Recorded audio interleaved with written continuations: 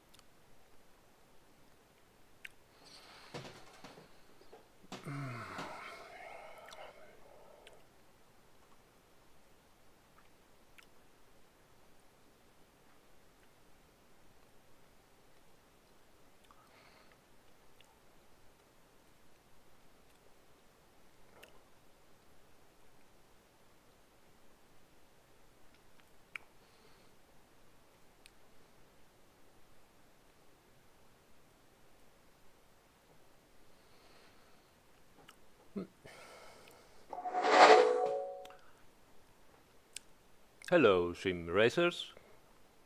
It's out! Hello, sim racers! It's finally out!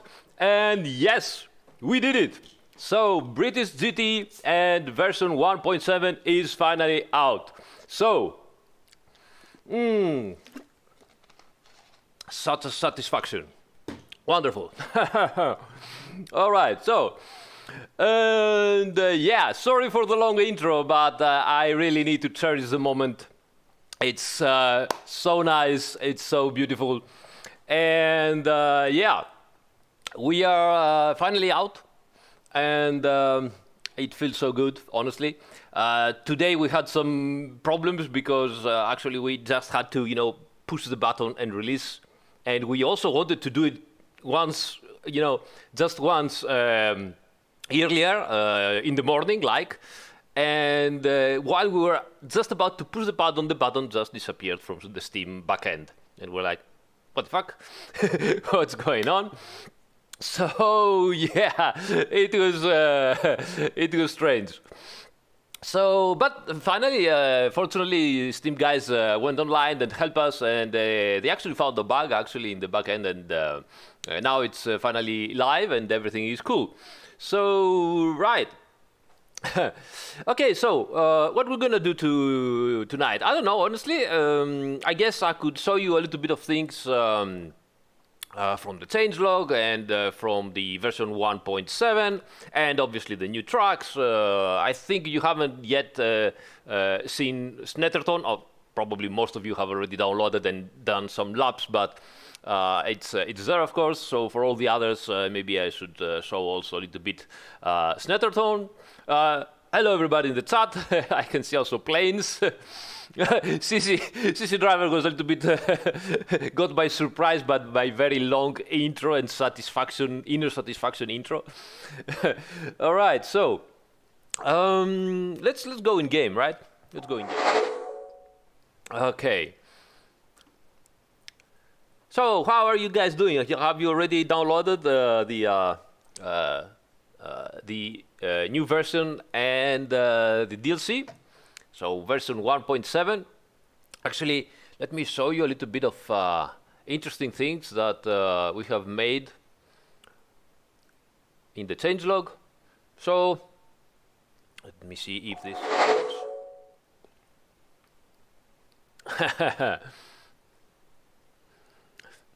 I'm sorry to hear, Lucas, that you're still at work, but feel like I will show you things. All right, so as you see, Airplane Corsa Competizione. Yeah, it's a little bit a long name.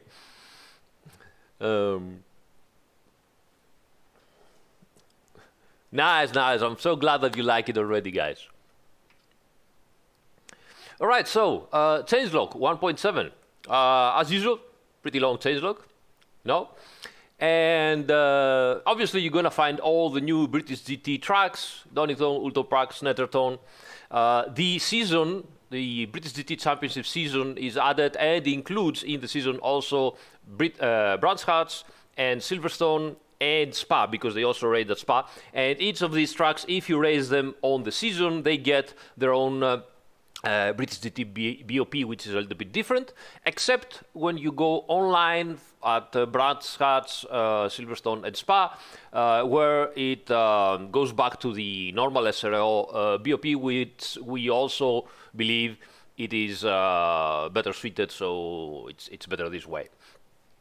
We also have, of course, Gt3 Libraries for all players. You don't have to get the British GT DLC pack to get the library. So even if you haven't bought the DLC, you still get the all new libraries for the GT3 cars and for the GT4 cars. But please, buy the DLC. It's so low price, so you don't have any excuses. And the tracks are amazing, really top quality material. We have also released the previously released bonus content is regrouped into British GT season and so on and so on. On gameplay, big news. We actually have now mixed grid races with the AI for the British GT season. It is exclusive only on the British GT season, but you can have mixed races with the AI. Let me check a little bit the chat. Thank you so much, guys. Excellent. So, because we have now mixed grids in the AI, the qualifying is in multi-class race weekends, and they are grouped. You might also see that if you have a qualifying that is more than 10 minutes, for example, for a quick race, then the GT3 cars will go out first and the GT4 cars will wait, and then the GT4 cars will go out and the GT3 cars will wait.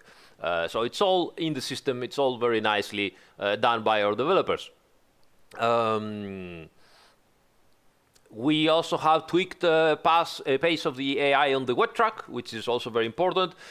We, as usual, listen to your feedback, and we obviously tweaked the pace of the AI on the wet track. The regular blue flag behavior is disabled when GT3 cars are lapping GT4 cars. So the GT4 cars will not go outside the road and just wait for things to happen. There is increased driver error probability on the wet weather. We have tweaked a little bit the AI genome at Kyalami, especially the Lamborghinis, which were usual to crash on other cars at Kyalami. And many other things. We can go slowly over there. So let's have a look at the AI, right? Let's have a look at the AI and see. I'm not so good racing against the AI, but I guess we can do a quick race. And maybe 20 minutes, something like that. Should we go 100? They're going to eat me alive, but yeah, why not?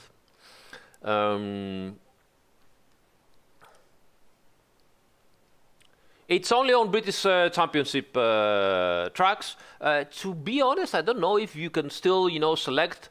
So, for example, you can select the British GT season, but you can still select other tracks, and still being on the British GT season. So I don't know if that qualifies the same. We'll have to have a look on that and see what happens. Let's see. Actually, we can instantly have a look. I'm not sure about that. Okay, so I'm not sure about that. But let's have a look. just for the fun of it. So let's go at Mons and see if we have a mixed grid. Because honestly, I don't remember. I don't know if we actually did that. Yes, I can see GT3 cars and GT4 cars. So here you have it. You can race on all tracks without problems. You just have to select the season of British GT. No problems at all. Obviously, Monza gets its own BOP because they didn't race on the British GT, but it is included. So, as I said, let's go to a quick race. 100. Oh, they're gonna eat me alive. I know that. No, I'm pretty sure it's not as accidental in the future, because obviously our devs are working real hard to put all the stuff in. Il display della Ferrari Evo, Filippo Baron ti chiede perché è cambiato il display della Ferrari Evo. Perché è quello vero, l'hanno fatto così, abbiamo finalmente i dati e finalmente l'abbiamo implementato. So let's go to Snetterton actually, so you can see the track. Maybe a nice time at 6 o'clock in the evening, okay? And yes, Luis Fernando, you have a mixed grid in single player. So let's go in.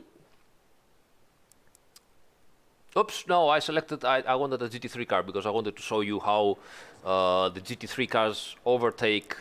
So let's go out again. So let me get my trusty Aston that I used yesterday. And finally, let's go in again. Sorry for the back and forth, but you get the idea. Oops. Okay. All right. So 24. I'm gonna need. I don't know how much fuel I have to put. All right. Let's put 40 liters something. Possibly it's gonna be correct. Maybe. I don't know. Oh my god. All right.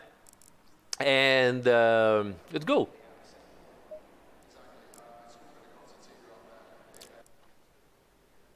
Okay. Let's go in. Stay double file. Oh, it placed me behind. Completely behind. Oh, let's go back. I want at least to stay somewhere in the mid of the field of the GT3 so I can, try to stay with them, possibly. Somewhere like that.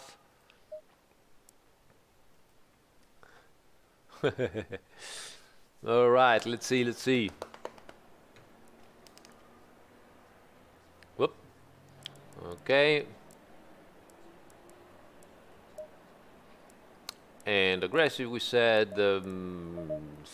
Some fuel here, I don't know, 35 maybe, possibly. Let's put something extra. You never know. I'm so scared since yesterday. Terrible.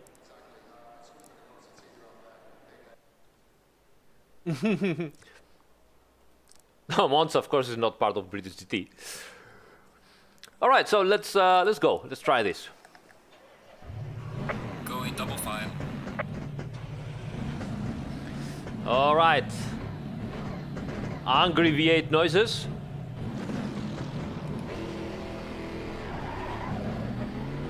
Danny, yes, of course, later this year. I don't remember exactly, but it's everywhere in the news, so just go and find the news and you'll find exactly the dates for the console.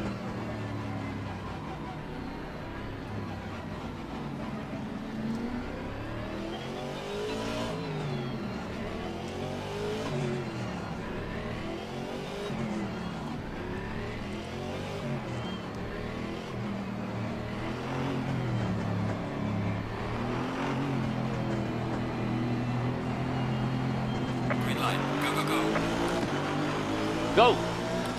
So I'm not going to finish the whole race. I don't think so, at least. But I want to show you. Whoa, so aggressive. My god.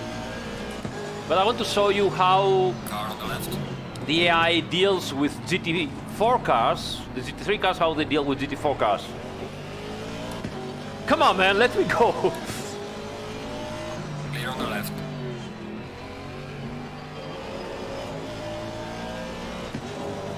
Oh. Again, I remind you guys on Snetterton, the white line is the track limits.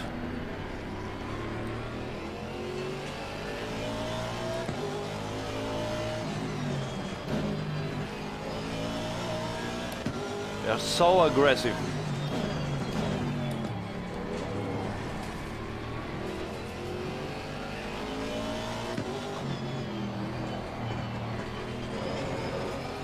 Long straight here.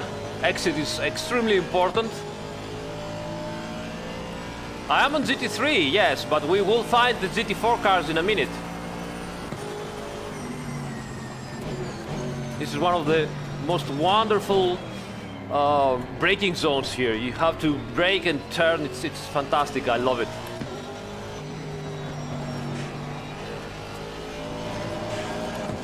This is another fantastic turn. Look at this.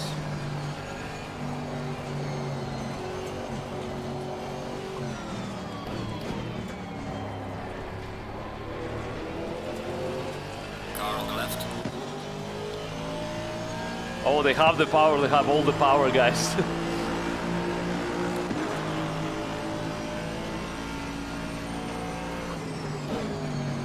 Oh my god, oh!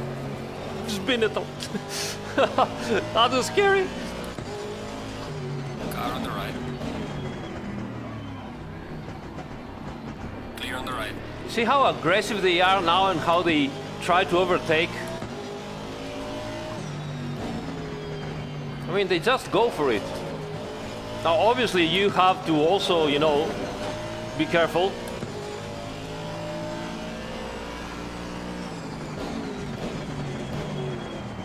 Ah.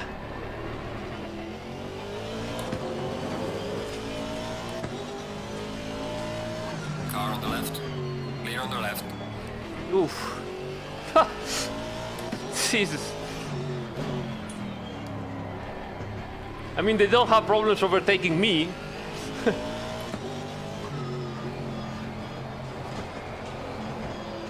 Ah, very bad exit here.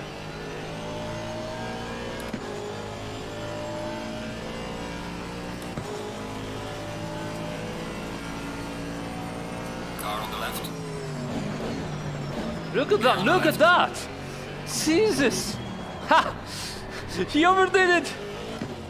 Car No! on the left. Clear on the left.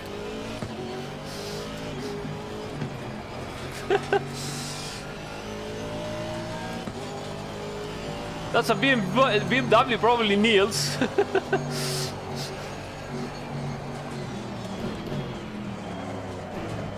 Ah, I've lost it there. Car on the left. You see how fast they are to overtake? Sorry about the lap data save there. I forgot to switch off developer option Brother mate, this is me, Russell West. from a file. We will switch it off later. Car on the left.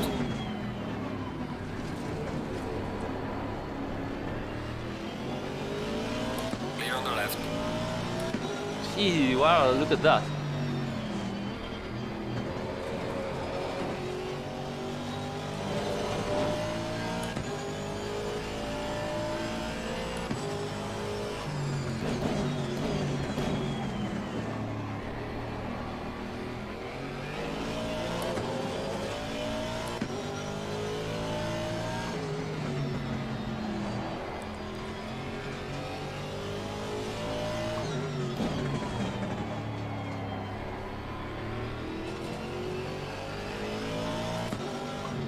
Car on the right. Clear on the right. See, they just try to go in there.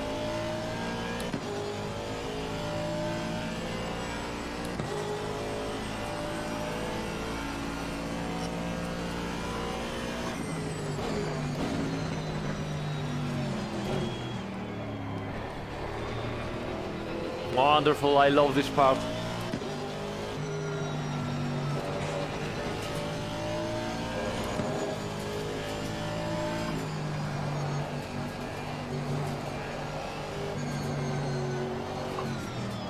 This is also wonderful here. Except if you don't make Car on it the proper. left. Ah, Clear on the left. and I've lost Car another on the left. position. And another one. Clear on the left. Well done, mate. Personal fastest lap.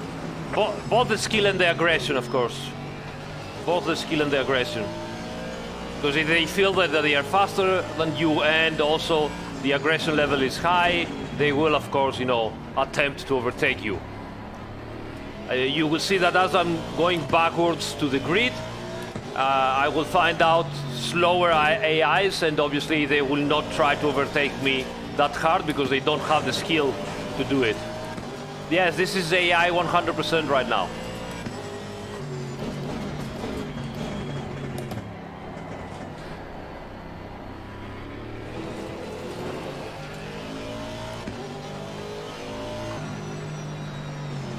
Oh, too much.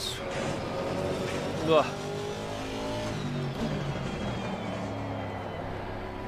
Car on the right.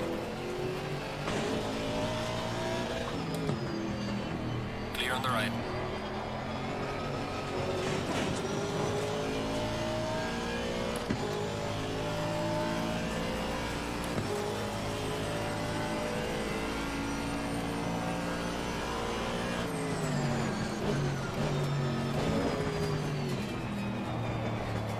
Oh, come on.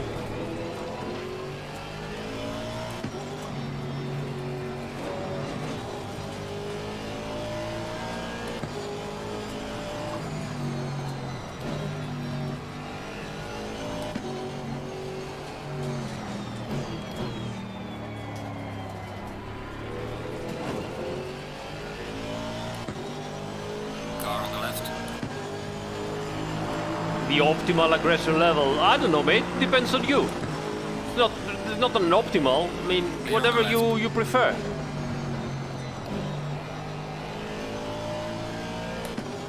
What does it mean, optimal?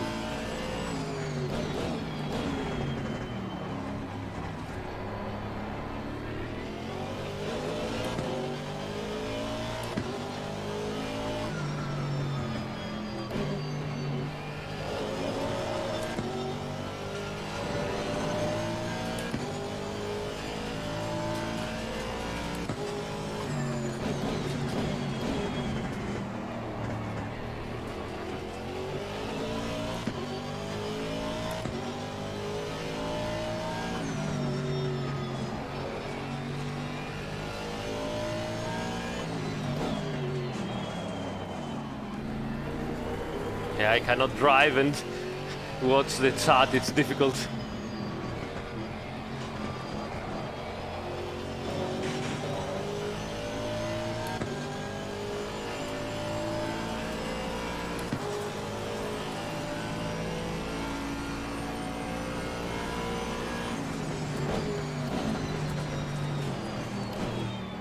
Ooh, Car on the right. that goes too aggressive.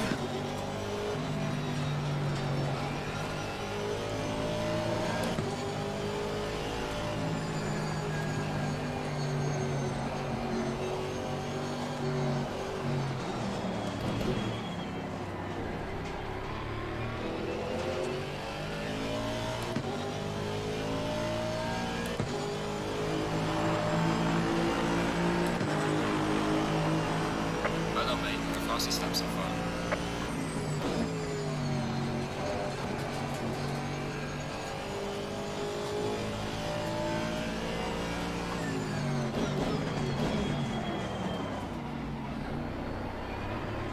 Driving really bad.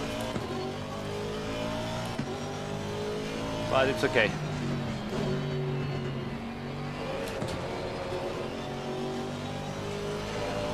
Just for demonstration.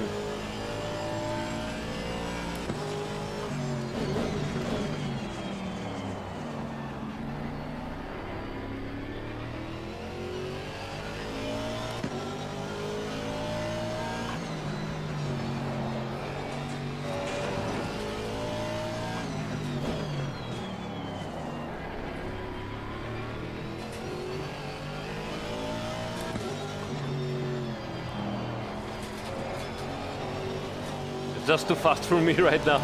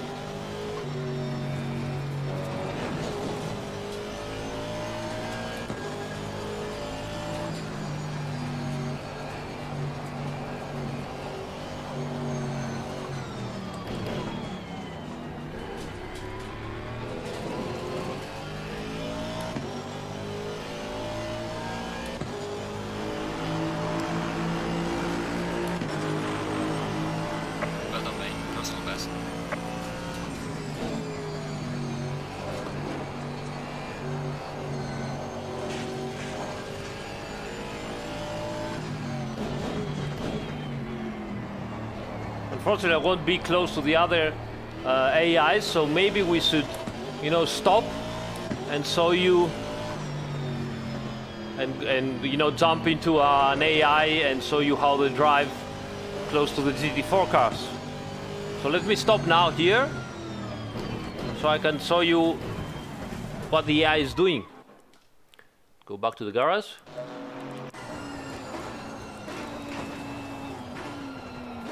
They need some time to get to the AI, but we'll have a look soon enough. And in the meantime, I can, you know, answer your questions.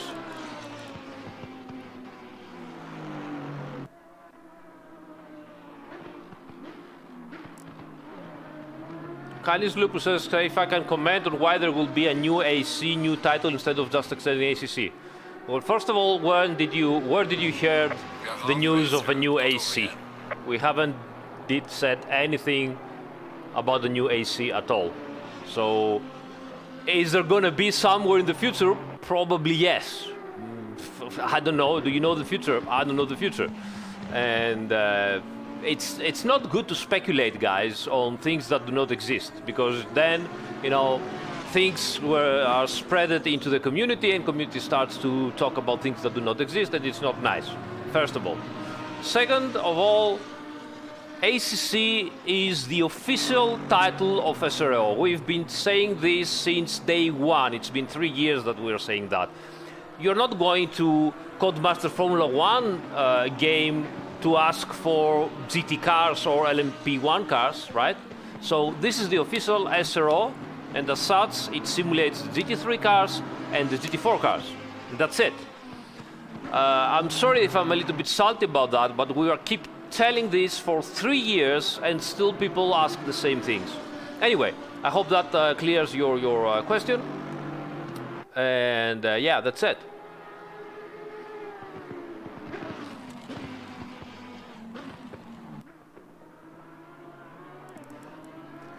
Well, about this track. So about this track, obviously we have the how is it called? Monster Tree. How's the name? I don't remember right now. You will see it somewhere around here.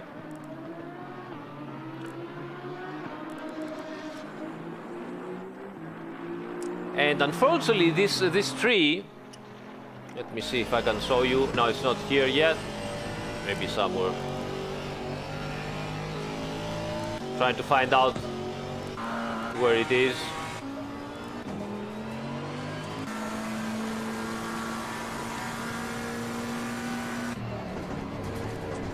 Was it here? Yeah. Here it is. Here's the monster tree. All right. So this particular tree is practically, you know, the one of the great how to say viewings of Snetterton. Unfortunately, the tree got practically destroyed by a thunderstorm during 2020.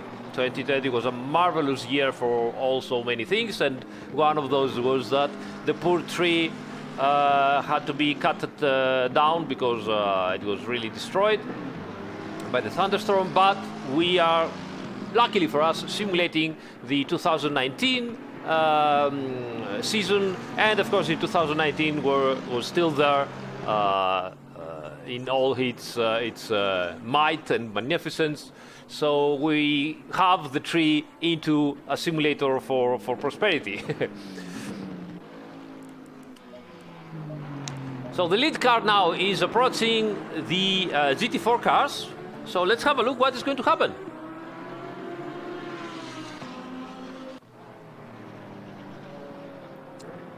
Here it comes. Let's see. Oh, he lighted his flashlight. So he's switching on the lights to make sure that they are watching him.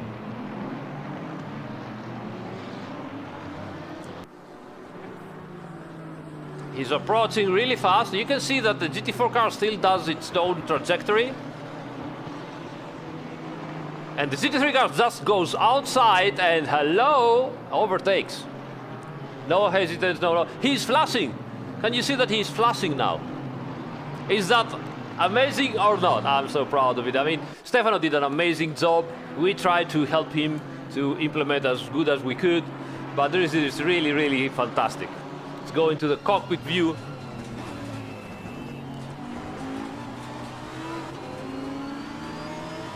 There you are. Dive bomb. That's actually a Devai bomb.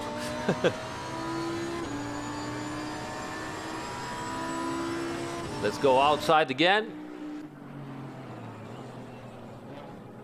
You can see more GT3 cars overtaking. Look at that. Down, outside, flashing, and there you go. Obviously, they are not humans. You will find situations where they will not attack as hard as humans, possibly. But as you can see here, with Adam that is having some trouble, but he did overtake on the outside of the long line. So yeah, look at that, flashing again.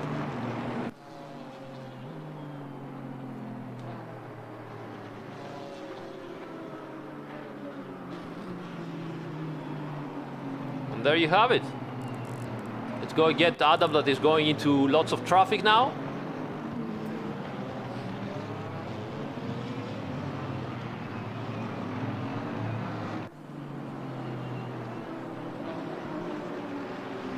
Yeah, inside. The GT4 stayed outside because he knew that he was going to be overtaken, and pretty much almost no time wasted.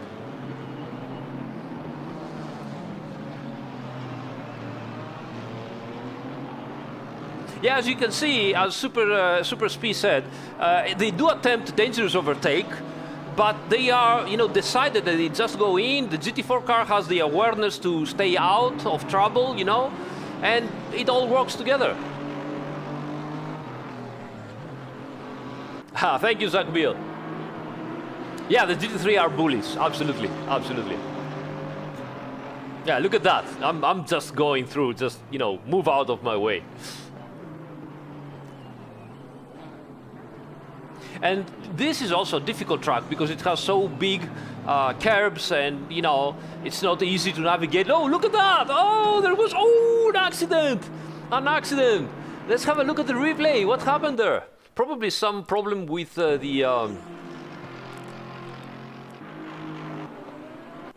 me find out where the car is. Here we are. A problem in the overtaking maneuver? Well, shit happens, Let's see what happened.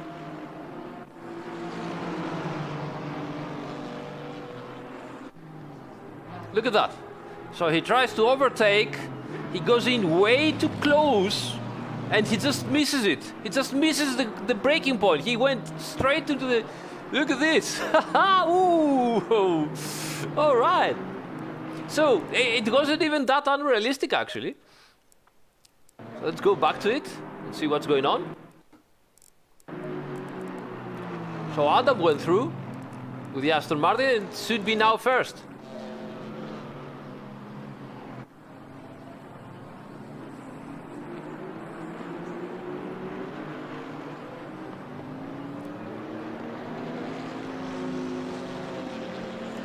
Now let's see. I've said before that I had the version. Yeah, it rejoins like online, but actually he just lost the car completely there.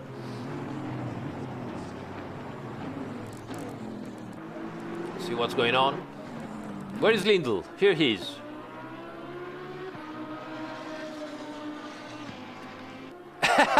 Online to enjoy the car. This isn't a... Yes, Monotone.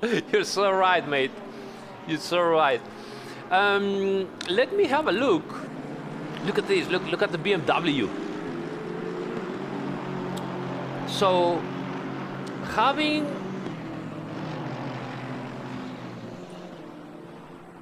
I'm not sure if I can do this here. Let me see. No.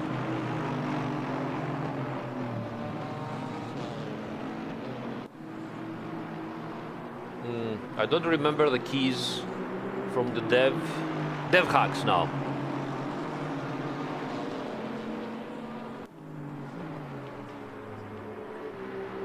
Let me find out.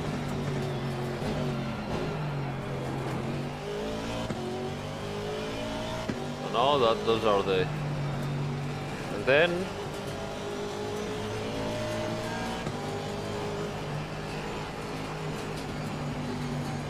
I don't remember. What was it?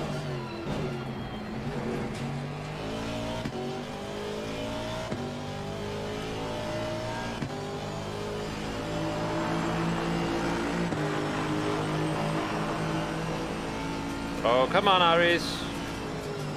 You should remember. I don't remember how to start the rain. I had the keys, but I don't remember right now. Oh, this is not. Where is it?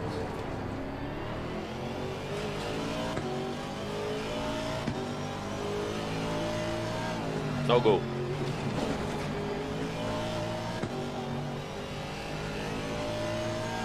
No, not it.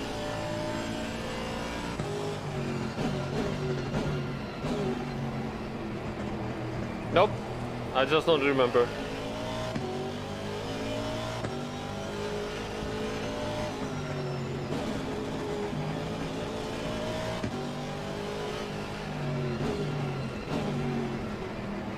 Nah, bad luck. Anyway, let's go back here, and you can see that it really is much better situation. They can really overtake much better than before, especially in. I mean, you saw how they overtake me during the race. So they just, you know, attack and go. Now that obviously this is only, I think it doesn't work because it only works on the editor. Ooh, that McLaren went straight over the curb, and you saw that. So the McLaren went over the curb and had a big moment, and the Mercedes instantly tried to overtake. It didn't make it, but it tried. Look at this situation right now. Right, man. Leaders Again. on the final lap. Give it all you can.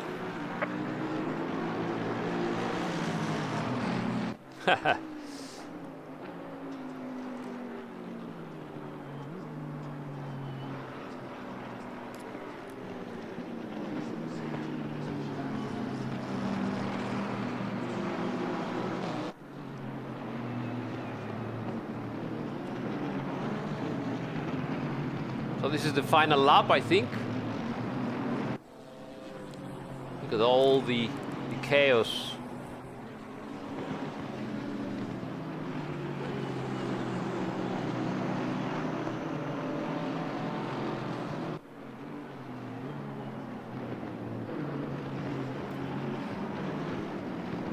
They are flashing their lights. Favorite track? Holton Park is fantastic, and Donington there was already one of my favorite tracks, and now finally I can drive them here. Best track overall for excitement and technique and everything is, of course, Bathurst for me, but it's so difficult that even though I love it, I sometimes afraid to go there and and drive it because it requires so much concentration.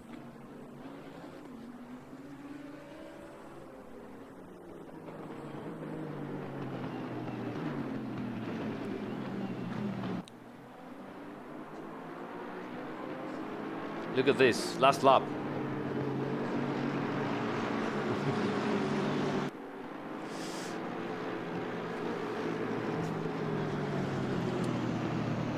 The leader has finished the race. Ooh. Will the BMW manage to... Yeah, he overtook the McLaren right on the last corner. That was great. So there you have it, guys. Mixed races with AI, which modesty apart, I think they're pretty cool, you know? Keep in mind, if you want to have such exciting races and so on, you have to, behave with the AI as with a normal driver. Because as you see, the AI is aggressive, they will go for it, and you have to respect them. If you are going into the turn without having awareness of who is around you and what is happening, obviously you're gonna have an accident, and it's not fault of the AI. It would have happened also with multiplayer. So you have to be careful. You have to take care of what they're doing. All right, so what's next? What's next? Do you want me to do a couple of laps at Snetterton, guys, so that you can see the track? What would you like to do? Let me know at the chat, and we can decide.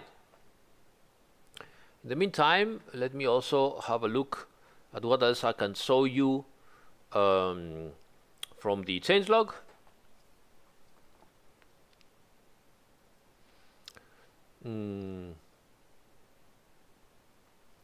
All right, many fixes and improvements.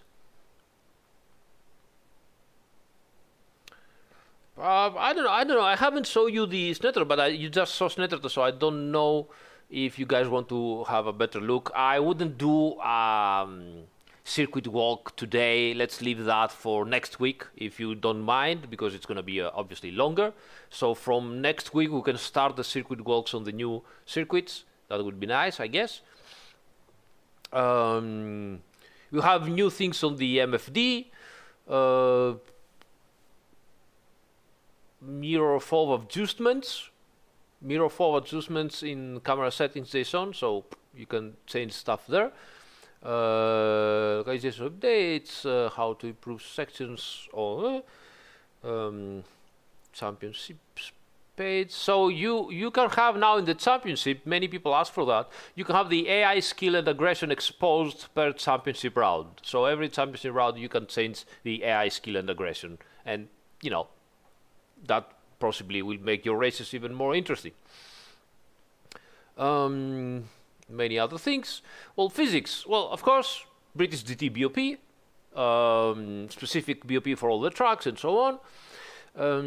We have fixed some of asymmetrical setups in various cars. We now have improved. Now, let me show you this, for example. So let's get the Mercedes. Where is it? Mercedes. Actually, let's go to the 2020 season and get the new Mercedes. The Evo one. Nice. Wow, what a mouth. So, let's go to Monza, for example. Just to show you. Yes, we can do a Snetterton Hot Lap showcase. Just let me show you this first. So here we are at Monza. And if we go to the setup, as you know, the Mercedes has 120 liters of fuel tank, right? Cool. Now let's go out of Monza. And let's go to Spa. 2020 Spa. 2020 Spa, where is it? Here it is, 2020 Spa. Now, 2020 Spa 24 hours, SRO organization decided for some extra BOP, and they wanted to, level the field even more. And so we have a surprise here, which is not so good surprise for people that they love the Mercedes, but this is it. So, setup. Ooh, 114 liters. Only 114. So for Spa and also Paul Ricard in 2020 BOP, some of the cars, actually all the cars, have different fuel tanks depending on how much they can use the fuel. What that means? Well, it means actually that yes, in qualifying you can use possibly EQ Map 1 and do a fantastic lap and maybe get the pole, but during the race, it's better that you coast a little bit or use EQ Map 2 for the whole stint, because otherwise you won't be able to finish a 60-minute stint. You're just at the limit with the fuel level. This also happens for other cars differently, so that if you see different fuel tanks for those two tracks, Paul Ricard and Spa, remember it's because of the BOP in 2020, and it's not a bug, it is actually how it's supposed to be. So this is one of the things that we did. Other things, oh, by the way, now when you are at Spa, you start from the first pit. So you are instantly out, and you don't have to do the whole pit lane, which is very, very long, of course. So, how to say, quality of life improvement, all right? Cesare Bonetta, as we said,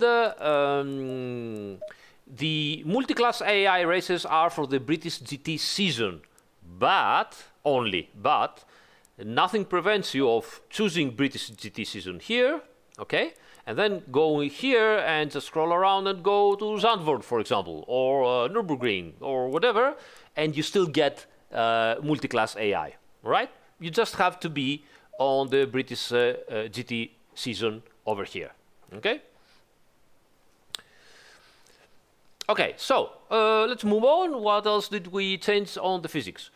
So we have improved. That's actually something that you might have never noticed, or you might not noticed a lot. But I think it will improve a lot the driving, and it will improve even more.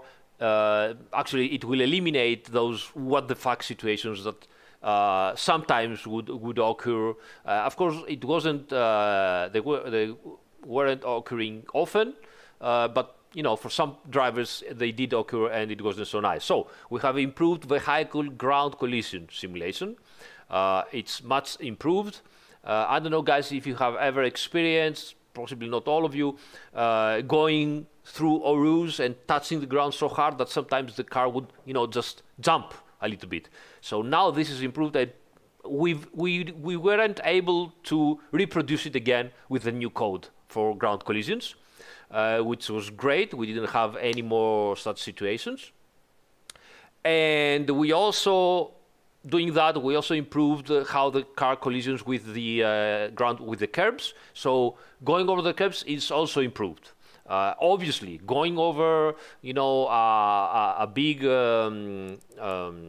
sausage at, I don't know, Monza or at Zolder, for example, it will make your car jump around, but in a much more realistic way, we think. And on normal sausages, it's even better. So I think you will experience the improvement on ground collisions.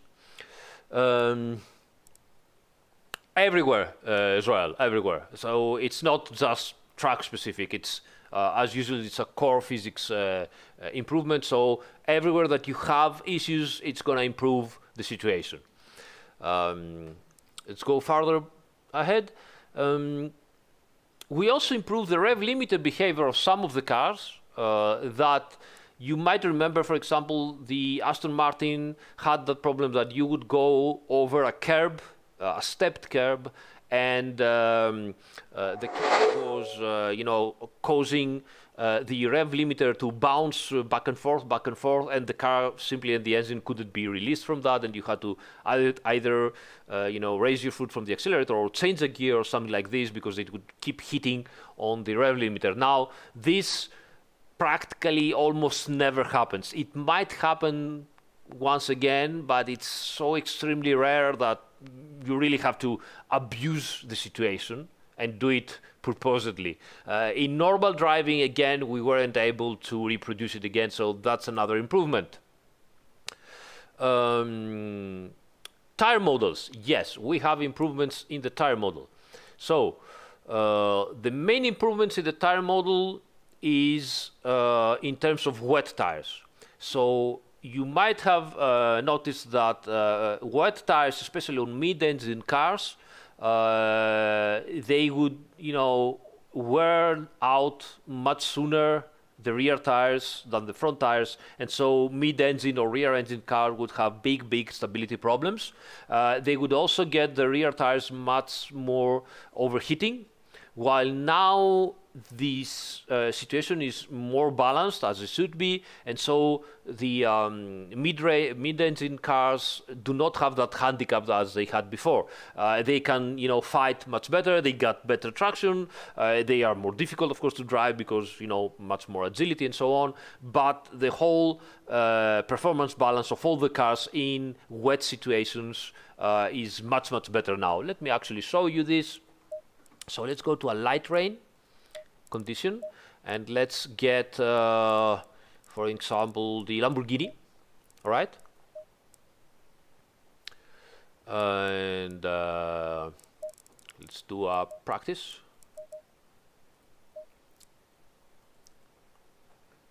And let me show you.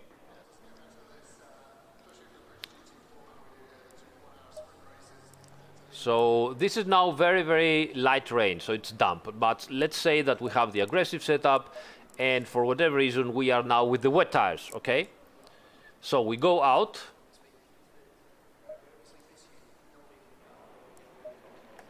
Green light. Give it all you got. Let's go out. And let's raise. You see slick tires optimum, but for whatever reason, we are now here with the wet tires. So the grip is good, obviously, in the initial turns. We will need a little bit extra traction control, as usual. And I will need to get behind with the brake bias, like this.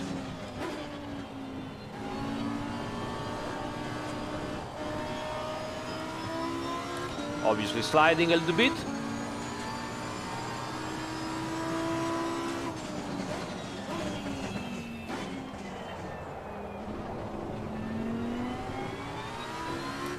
Now you will see, of course, that the tires will start to overheat. That's a given because obviously we are using the wet tires in a situation where it's very difficult.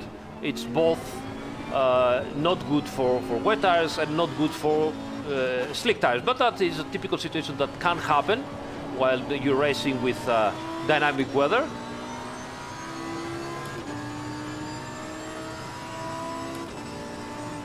You don't see it.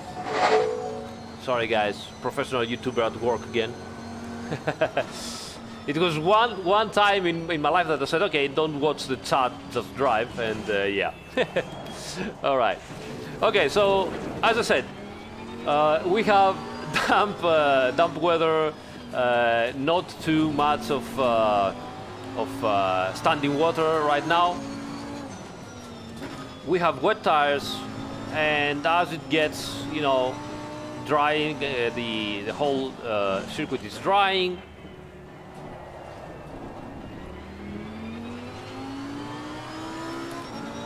You can see that practically the rear tires are overheating a little bit. If I keep going, they will overheat more and more, but it is much more controllable. The car is, well balanced, no big deal. You can see here, very nice car.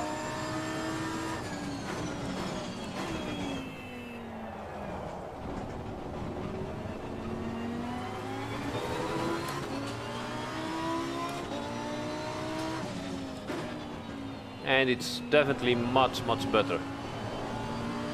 Of course I'm sliding because obviously the track conditions are not ideal.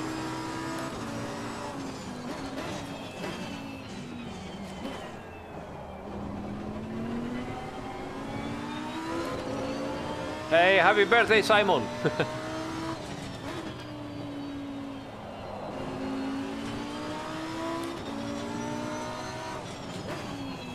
And again, as you can see from the tire HUD, the tire temperatures, they do overheat on the surface, but the core remains in a much better state, and that helps the tire to, give a proper situation. It's also more balanced front and back, so they do overheat again on the surface of the front, but the core remains better.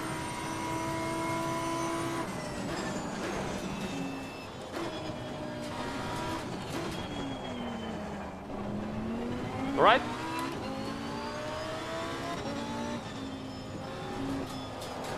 I think this is a great improvement, so you shouldn't be afraid anymore, you know, to have a mid-engine car in such weather conditions, and you wouldn't be afraid anymore to find yourself in a race in a mid-engine car against, you know, front-engine cars that they had the advantage because they had the same tires back and forth. The mid-engine cars had different tires back and forth, obviously, and they had different values. But unfortunately, we weren't able to achieve the correct balance in tire heating as we should have done. We did that now, finally. It wasn't so easy, but there you have it. Now, let me show you something nice. So this is the Tree Monster again. And of course, it is a tricky situation, weather, and there's wind. And obviously, it moves around a little bit too much. Ain't that fantastic? Simone is such a great guy for such things. So there you have it. Nice, huh? The scary tree guy, yeah. And this is the track. Look at that. So beautiful.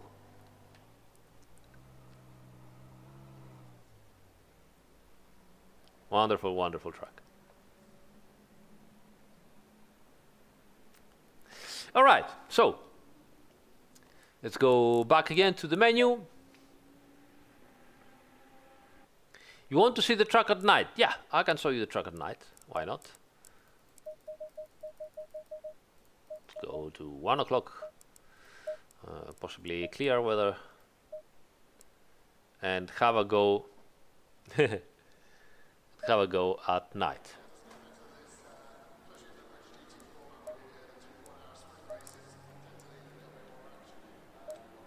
No planes here, no planes here. Green light, show them what you got. It's very, very dark. It's very, very dark.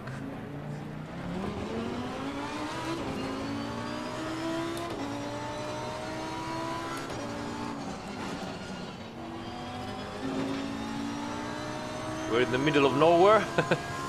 And it's really dark.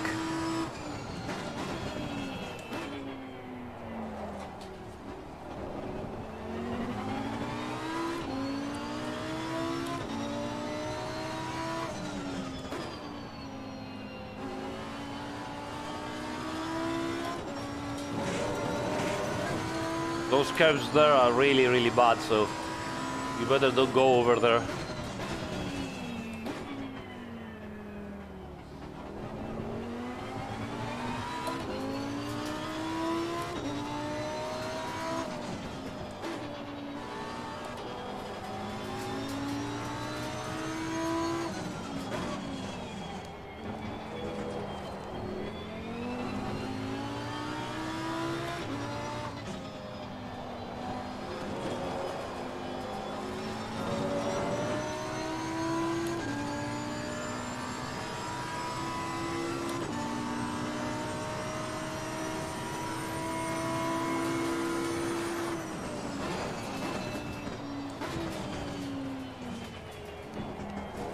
I love this turn, it's fantastic.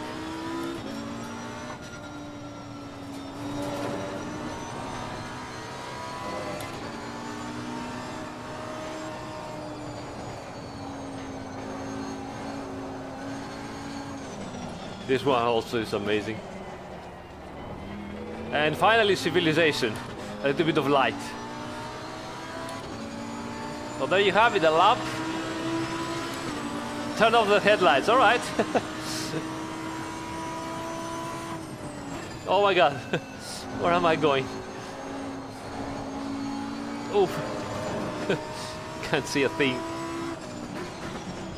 Oh, I've lost it. I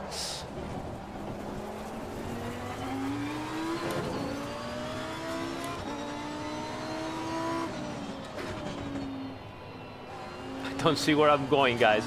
Who was the smart guy that said turn off the lights and do a lap?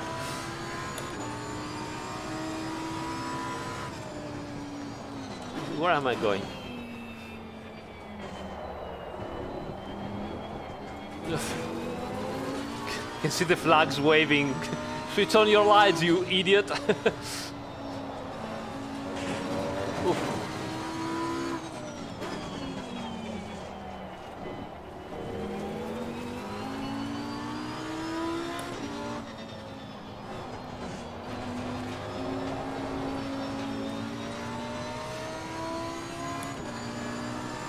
Turn off the monitor. Come on, Colin.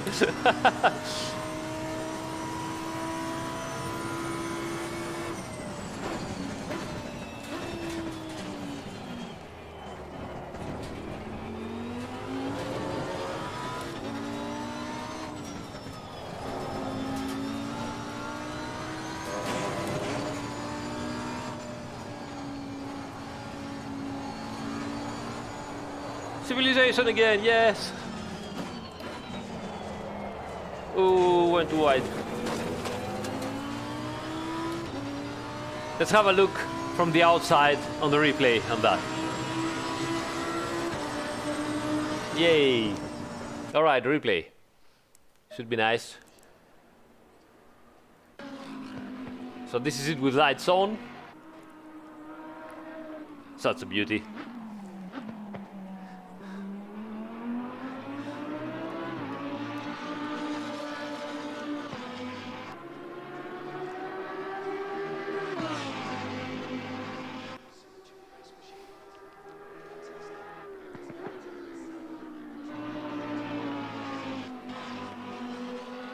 Look at those exhaust pipes all red.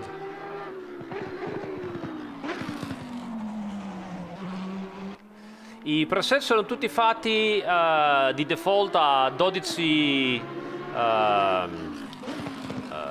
mezzogiorno con i 27 gradi average, perciò 30-37 di asfalto, qualcosa del genere. Look at this. So fantastic.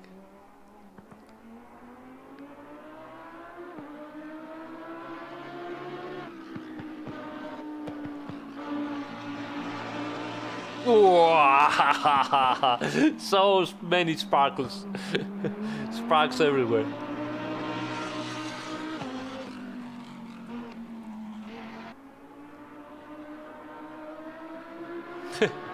I really didn't know where I was going.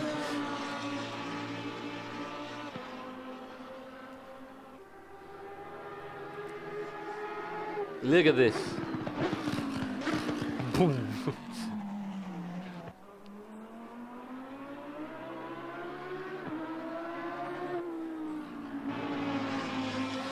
Luca Cavalotto, the brake bias that you get, actually, give me a second, we can watch this and then I can explain this to you. It's so nice. Look at that. Oh, I went wide. Nice.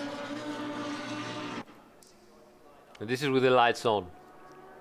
Still very nice.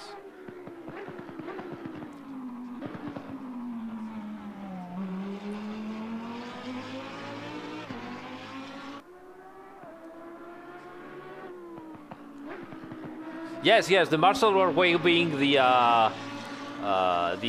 race control flag, which is black and orange, and you have to, you know, switch on your lights for in 3 laps, otherwise you're gonna get disqualified.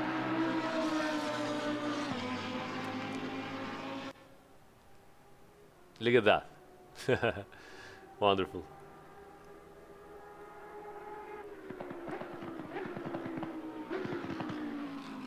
The Lumirang is the best feature of ACC. I changed my mind. Lumirang is the best feature of ACC. I love it. I don't know why, it seems so real. I just love it.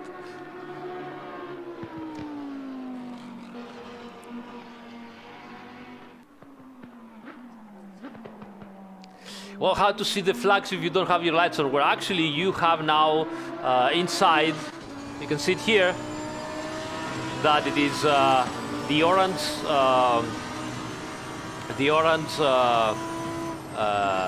LED here on the screen. That also shows you the flag, so you have no excuses anymore. Let's have a look again at the sparks. Somewhere there should be the sparks here. I wanna watch the sparks again.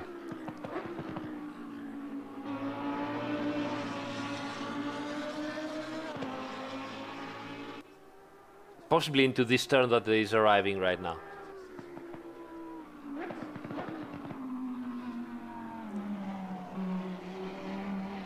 Yeah, here it is.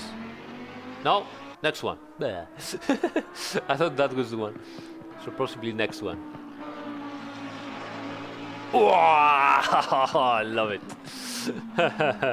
I love it. All right. So let me explain you the very nice question of sorry, who was it again about the brakes. So he says practically, I don't remember your name, mate. Sorry about that. Anyway. Sorry about that, but you know who you are. So he says practically, well, you go to the aggressive setup. This is a mid-engine car with a lot of rear brake bias, and you go to the mechanical grip, and you find the brake bias at 61.4. Isn't that too much ahead? You might see other cars, even front-engine cars, that have something similar to 55 or 58 or something like this. So why is this? Why is this problem? Well, it's not a problem. It's a future. And it's true, it's a future. I'm not even kidding you. Let me show you what is going on. Now, Luca Cavallotto. Yeah, thank you, mate. Thank you. So let's get our very nice Lambo here. Okay. So as you know, the Lambo has a lot of weight at the rear of the car. It's almost as heavy at the rear as the Porsche. It's like 58, 59% rear weight, so a lot. Now, this is the situation in all other sims. I'm not so sure about iRacing though, so I don't know. But in all other sims, Assetto Corsa 1, of course, also, the brake bias front and back is measured as the actual torque, right? The absolute torque in braking that you get at the front and at the rear. So let's say that you have something like, I don't know, 1,000 Newton meters of torque of braking. It's too low. Normally those cars are way over 4,000, 5,000, something like that. But let's say it's 1,000 Newton meters. You put 50% at the front, means that you're going to get 500 Newton meters at the front and 500 Newton meters at the rear. You put 60% at the front, you're going to get 600 Newton meters at the front of torque and 400 Newton meters at the rear. This is what happens, right, with every other simulator. But you might have noticed that the cars do not actually have the same brakes at the front. Here we have a 6-spot at the front, right? So 1, 2, 3, and 1, 2, 3 from the back. 6 spots with bigger discs at the front, while at the rear we have a 4-pot, 1, 2, with a smaller discs. Which means, okay, that practically the torque that the brakes can create front and rear is different. Okay, and then on top of that, you have the hydraulic assisted braking on all those cars. There is a hydraulic pump that also distributes different pressures front and rear. So in reality, the amount of percentage that you see in the brake bias means really nothing. Not much. I mean, it's probably how much pressure it goes at the front and at the rear, but the actual torque, braking torque that you have at the front and the rear is completely different. So the number that you get inside the the dashboard of the car when you are braking, okay, it's completely different, okay, from whatever happens in terms of absolute torque at the front and at the rear. Okay, it might be higher than what is normally happening, or it might be even lower than what it's normally happens. Everything changes, okay? Now, what we are doing in Assetto Corsa Competizione is that we show you the actual real number that the dashboard and the telemetry data and everything of the real car has. And there is a bit of offset of course, of what is actually happening, okay? So we show you actually the real number. And why we do that? Because we know that many teams and drivers, real drivers, are using Assetto Corsa Competizione to train themselves, to try things or just to have fun. But obviously, they want to get into their own car and say, you know what, in reality, I use 55% brake bias. So I want to use 55% brake bias into the sim and see if it works. And in Assetto Corsa Competizione, it actually works, While if you go in Assetto Corsa 1, you might use 55, but it doesn't work anymore because it's actually the absolute brake balance front and rear. So this is the difference. It is, of course, a little bit of, initially for you users are like, why, the Lambo has 63 and the Ferrari, which has, more front weight, has 58, and why maybe the BMW M3 GT4 has 50, And it's all in the actual hydraulic pressure goes back and forth and how it is programmed into the dashboard. So this is why. So it's a future, actually. All right. So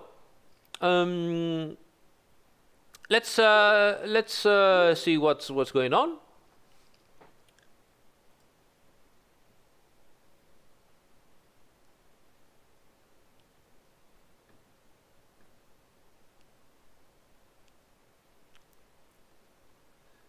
Let's see what's going on. Yeah, whatever. Okay. Do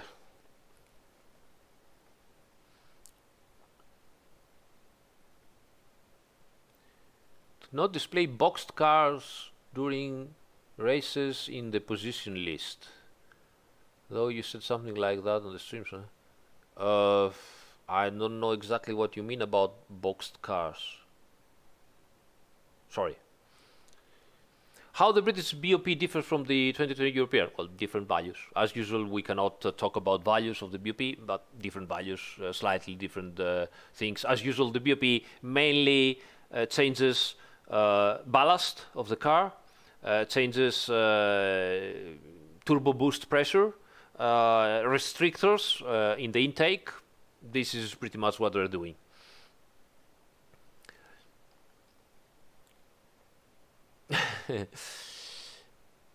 All right, so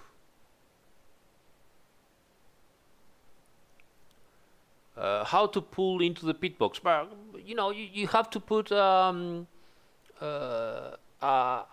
reference point on where you have to start braking. That's all you need to do. So you do some practice laps, So for example, let me show you. It's not that easy. It's also a good way to understand how you have to take reference points. So, hot stint with this car. All right, mate. This session is about consistency. All right, so let's go here with the aggressive and drive. So, I will obviously mistake the first one, because I don't remember exactly where it is the limit, but I will show you what you can do, okay? So, you go in like this, and you're going to go into the pit. So you start from here, you accelerate, and maybe, okay, too early, right? So, what I did, let's go and see the replay. But it was good for starters. So what I did was, oops, I had to be behind that, yeah.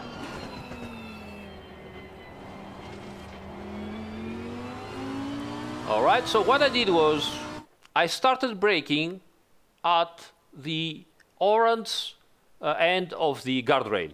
That was my reference point, okay? Now, obviously, I started braking there, and I managed to slow down way before the 50 meters. So I have to brake a little bit later. So again, let's try again. Restart, same thing. Alright, this session is about consistency. Try to be fast, but don't push it over the limit.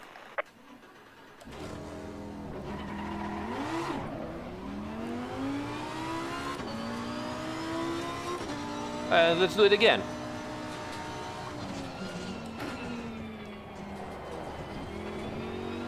Full acceleration. I will brake a little bit later. Done. That was it. Actually, I switched off the engine instead of putting the limiter, but it was pretty good, I think, because if you go into the replay again, there you have it. So you can see that. Oh, sorry.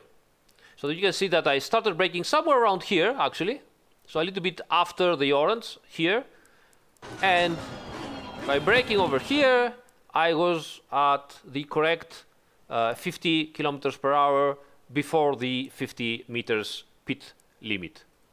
Yeah, here you have, almost correct. So this is actually how you do it. You just go into the hot stint. The hot stint always make you start a little bit before the pit entry, you know. You just go full acceleration and you start getting reference point. At some point you get your reference point correct, and that's it. Okay? Cool. So I hope that helps you. I'm sorry that you guys have to deal with this guy here. So let me just, you know, switch into, you know, the professor from the school, you know, not even the professor actually. We are at the elementary school, right? So this is a stream, my dear friend, that we do to have fun and to showcase things. Now, if you have a bug or a report or an issue to do, this is not the place. You can go on the official channels and, you know, write whatever you want. And the devs that, you know, they are responsible about that, they will read it and hopefully they will fix it. Now, how old are you that you have to keep repeating the same thing in the chat, trying to get all the attention on yourself? They are 400 people right now on the chat. I mean, we are not in the elementary school. Behave, be more mature. Ask, where can I report a bug or an issue?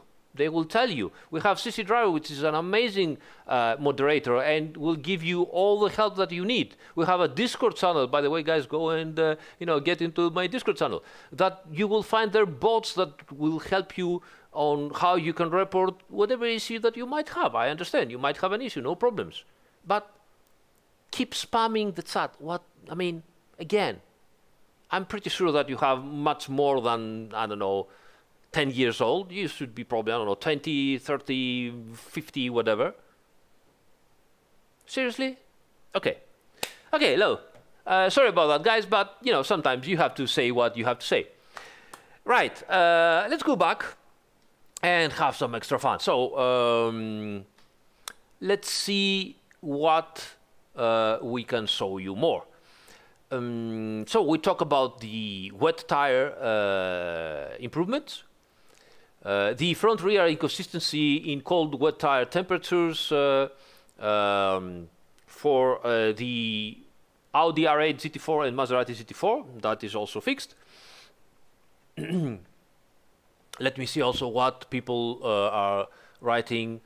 No, John Smith, do not apologize for your compatriots. It has nothing to do with nationality. It happens everywhere with Italians, with Greeks, with British, with all the people. So please don't, you know, don't apologize, my friend.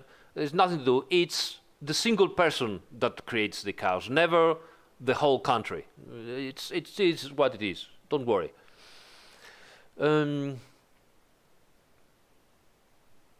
The McLaren aggressive setup in Silverstone having 0.15 and 0.18 toe angle. I think we fixed that. This is where we say that some cars, you know, we fix some asymmetries on some setups by error. So that might be an error. I will double check and see if this is still the case, and we will fix it. Faded, I just saw multi-class racing starting the live stream, but if you go, guys, later, maybe I can show you some more.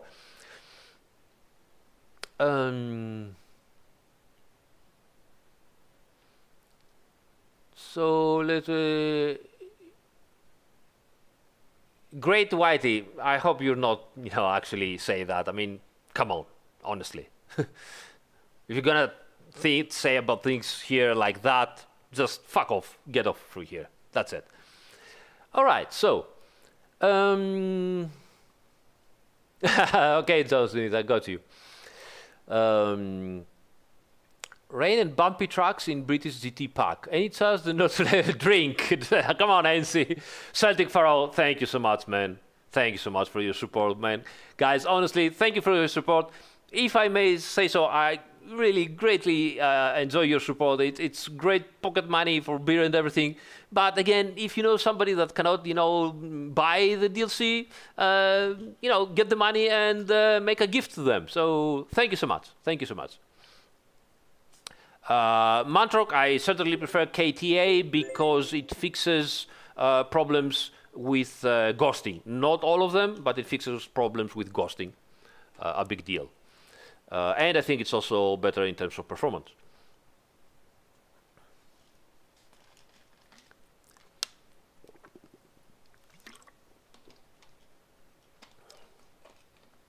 No, Cesare, we haven't.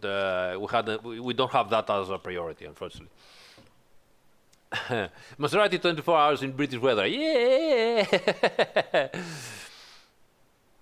All right.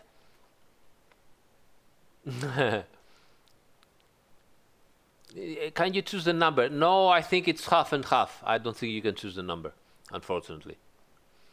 Ciao, Mirko. Can I demo new Soundo rendering changes? Okay, please ban Duke Duke. Actually, yeah, let me ban him. That's enough. Enough is enough.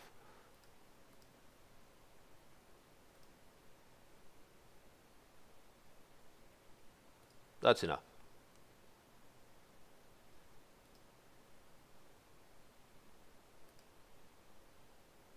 Right. Okay. Because it's a you are up to a point to be just annoying or be a little bit immature. It's okay. Being a jerk, no way. Get off. All right. So. No worries, CC Driver. I took care of it. Don't worry. Thank you for helping Arthur. Thank you so much. I mean, we're just two guys, actually. It's me and CC Driver doing all the moderation, so thank you so much. He's already doing a great deal of job tonight.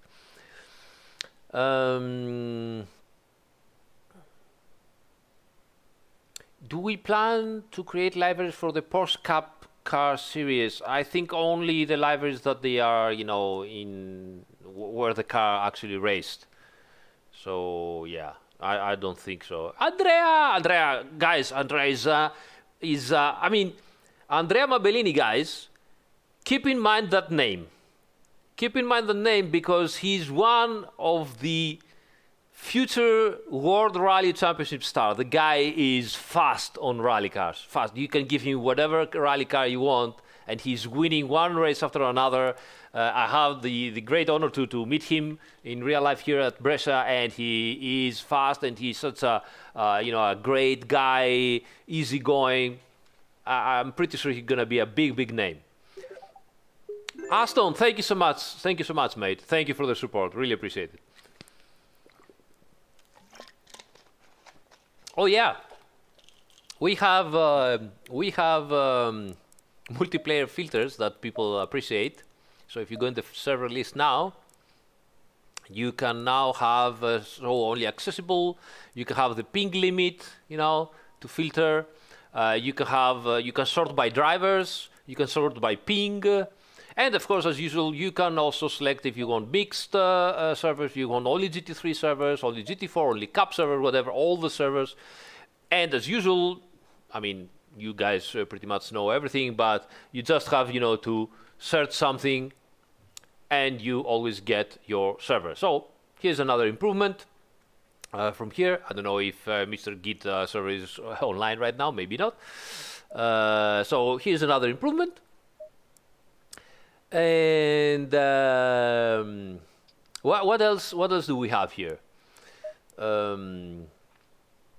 New special events. Yes, I think we do have new special events.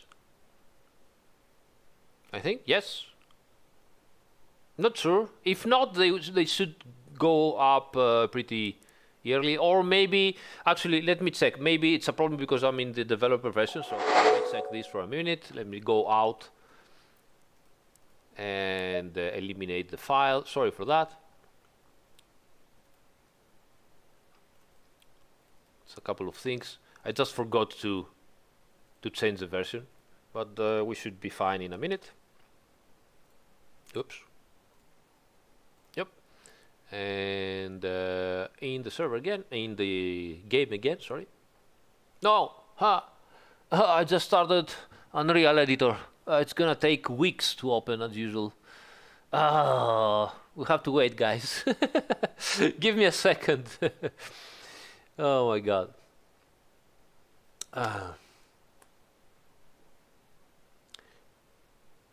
Rafael Teixeira, you don't need actually to buy, please buy the DLC, but you don't need to buy the DLC. The improvements are, even if you don't buy the DLC, they are part of the version 1.7 of Assetto Corsa, which of course always comes out for free, as usual.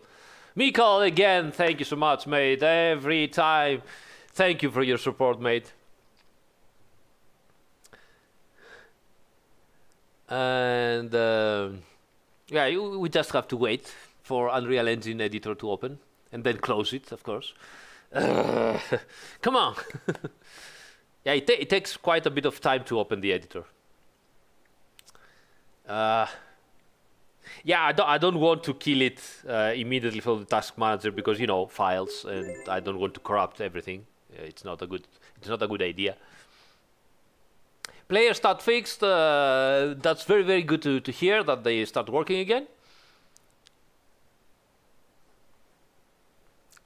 Oh, finally! So let's close this now, and possibly start, you know, the actual game. Yes. Yeah. It's happening. It's starting.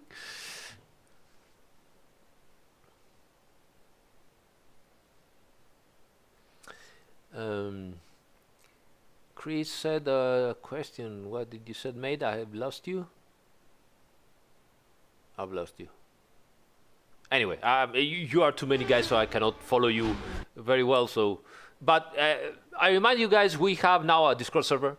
So if I don't manage to answer all your questions during the live streams, feel free to go to the Discord server.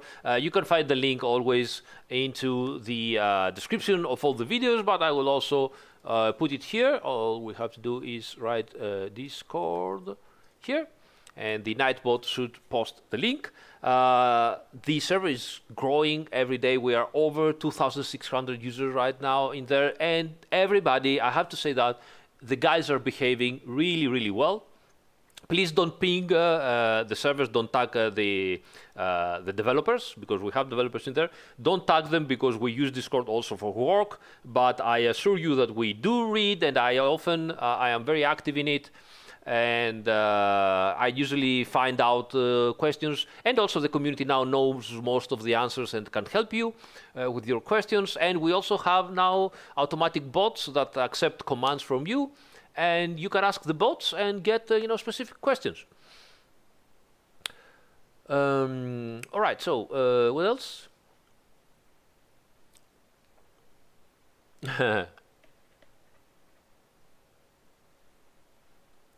No, Chris, we cannot do that. It's difficult to implement. We would like to know to do it, but I don't know if we will be able to do it in the future, so I cannot promise you anything.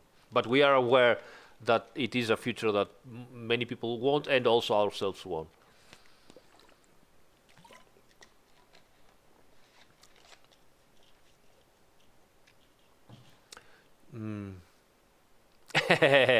John.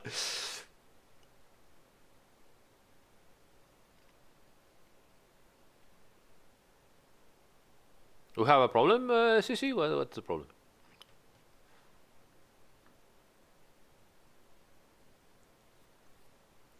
Gabriele, certo che sono sempre vivo in Italia, perciò quasi tutti i miei colleghi sono italiani, perciò.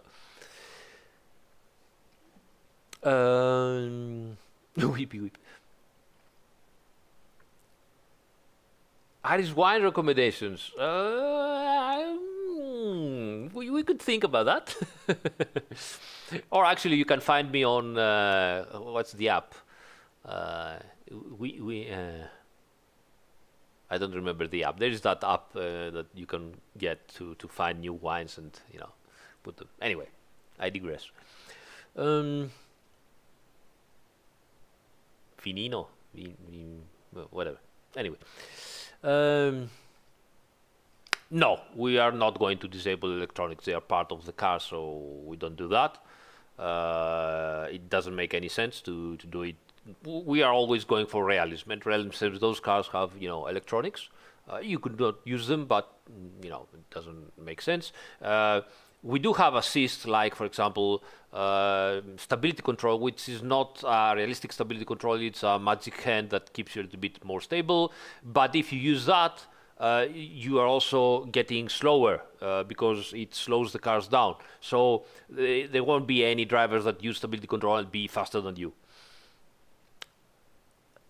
Ευχαριστώ Σωτήρη, να είσαι καλά. Πολύ μ' αρέσει που σ' αρέσει. Πολύ μ' αρέσει που σ' αρέσει.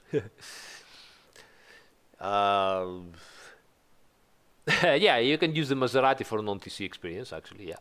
Okay, so let's have a look on what else do we have here.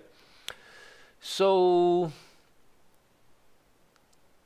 yeah, reduce settling time when adjusting the suspension. It could happen that with Honda NSX and Lamborghini Huracan GT, the old one, you could change something on the setup and the car will start wobbling for a bit too much time. And if you saved the setup right on that point, you might get a setup that was a little bit corrupt with the suspension or not precise enough. So this is now fixed, and when you change something, the car just goes boink, and that's it. So that's fixed. Improve the influence of ambient condition on water dissipation in dynamic track model. So depending on if it is cloudy or if it is night and so on, the water dissipation is now even more realistic, how the water dries up from the track. Finally, in cloud level, similar thing. Minor adjustment in dynamic weather scaling, so wider cloud variation, lower potential for rain deviation from the base. So this also helps server admins to have more consistent results when they put configuration into the server for dynamic weather. And extra stuff on the shared memory. So practically you have global flags, yellow flags per sector, MFD tire pressures, fuel to add, tire set compound names to shared memory riders. All that stuff is now available in the shared memory, which means that third-party developers can create their apps with even more data in. Hope that is helpful for them. Yes, of course, setups for 1.66 can be used with the same behavior, no problems at all. Graphics. So we have the contact shadows in visual options. Let me show you what this means for the game. Give me a second, and I have to find it on the Discord. It should be somewhere around here. Actually, let me search it. So shadows on.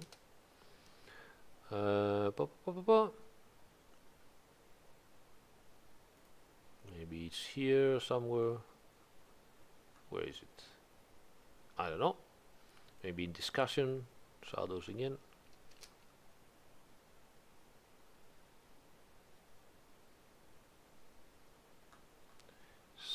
Somewhere around here.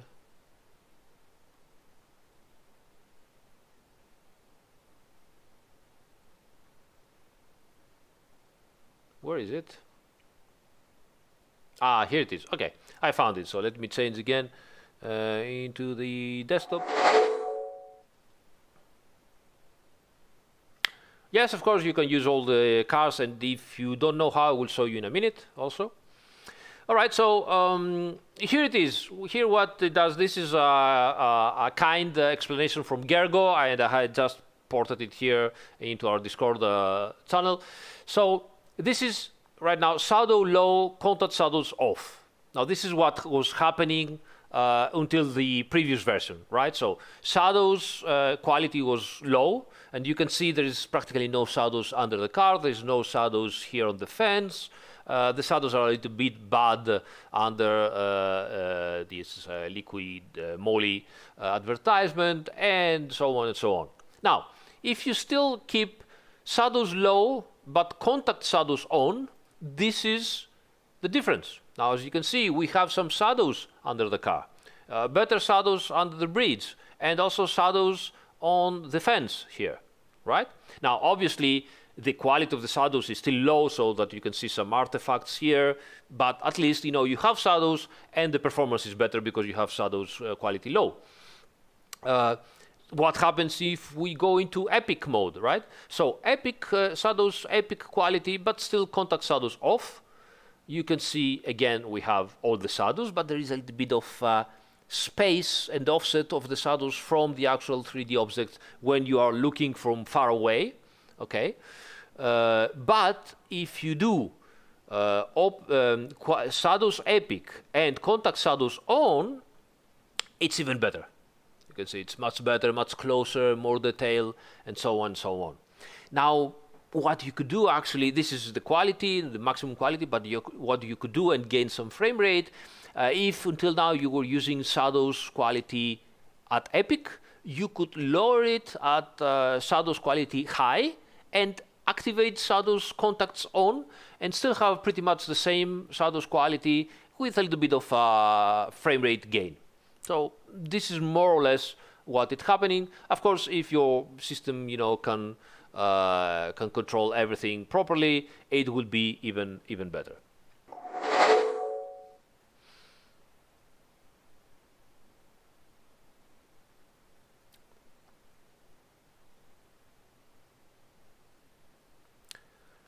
So Mantork asked the usual question about, DLSS, ray tracing, and so far in Unreal Engine or future versions, and if we will put it in ACC or not. I don't have an answer for that. What I can tell you is that, obviously, if it was a simple click, we would have done it. It's not a simple click because we don't use the Unreal Engine exactly as it is. We have lots of custom code inside Unreal Engine. For example, the whole triple screen implementation is all custom made by us with the help of Unreal also, but also mainly with code made by our Fabio Lucchetta, our main graphics programmer, one of the main graphics programmers. We now have more than one. And it's all custom made. The VR implementation is also custom made. The KTAA anti-aliasing method is all custom made from us to eliminate the ghosting. Why is that? When you're using oh,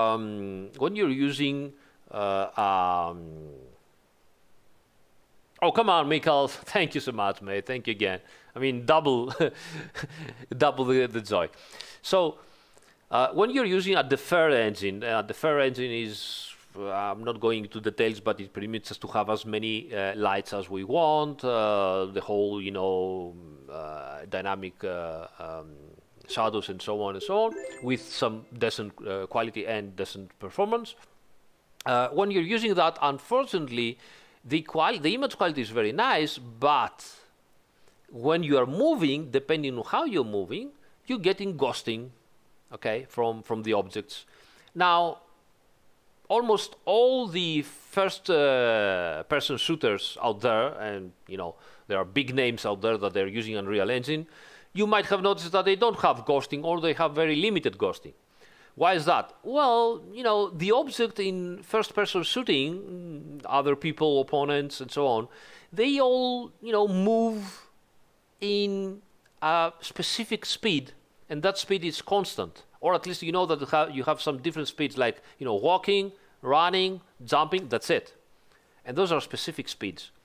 And if this is happening, you can create code to eliminate the ghosting pretty well.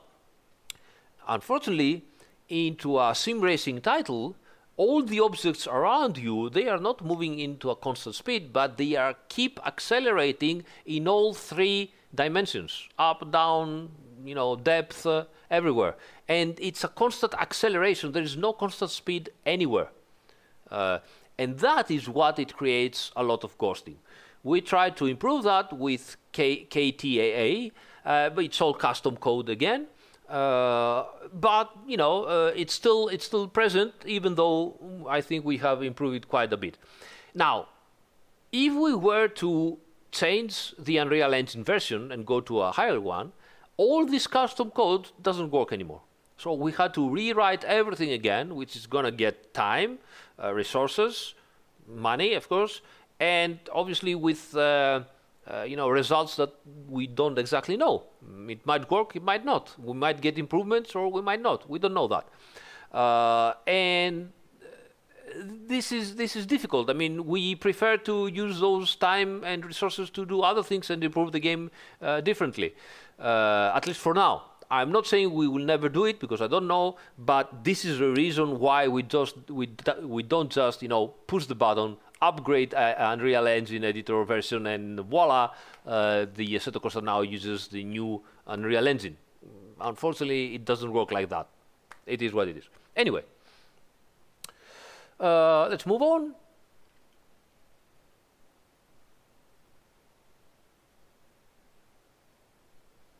Andrea Lima, there is no such thing as visual improvements on VR. Actually, we had a very nice discussion about VR into our Discord channel.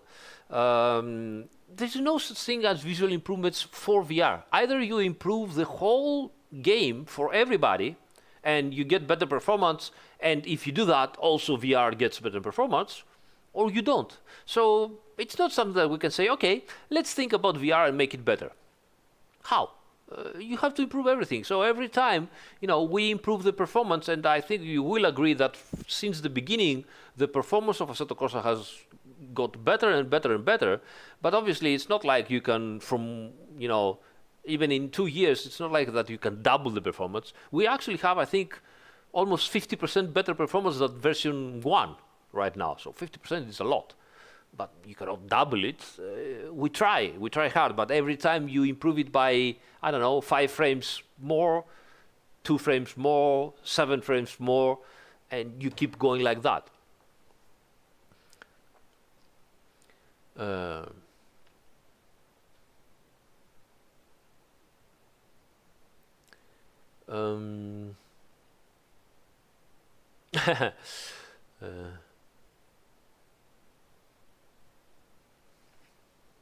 Yeah, you see, maybe the new shadows in VR makes it even better, as Kiep's guitar says. You do have dynamic dirty wide, so it does get dirty, but it gets dirty if you go outside the road, or if other cars go outside the road and bring up more smoke. I do agree it should be more for my liking, but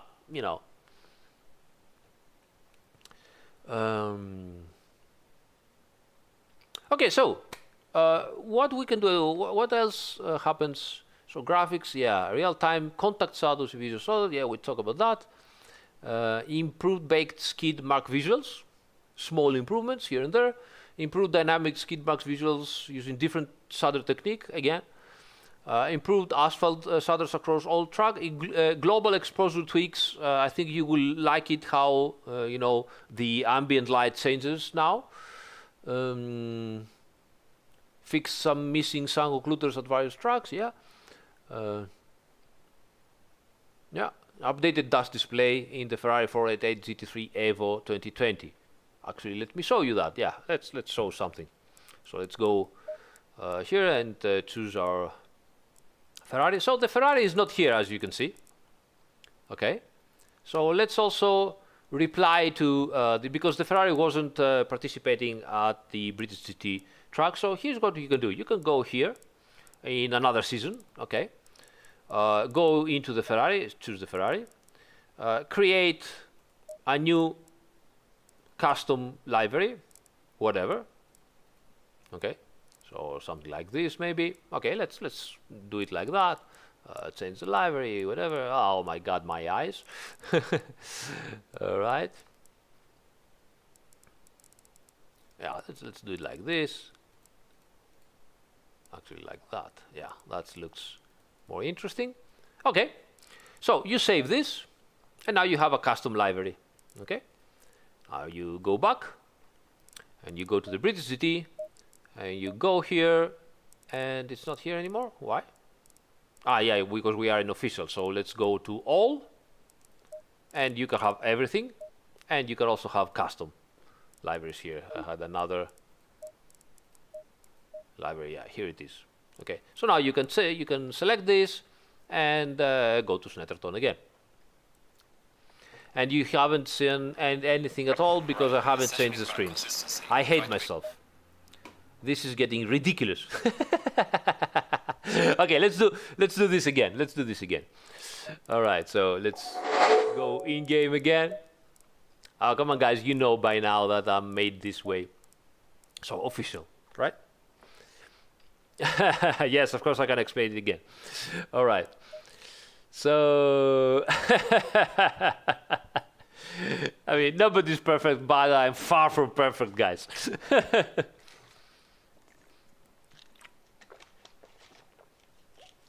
All right, so as I said, you are in British GT Championship, right?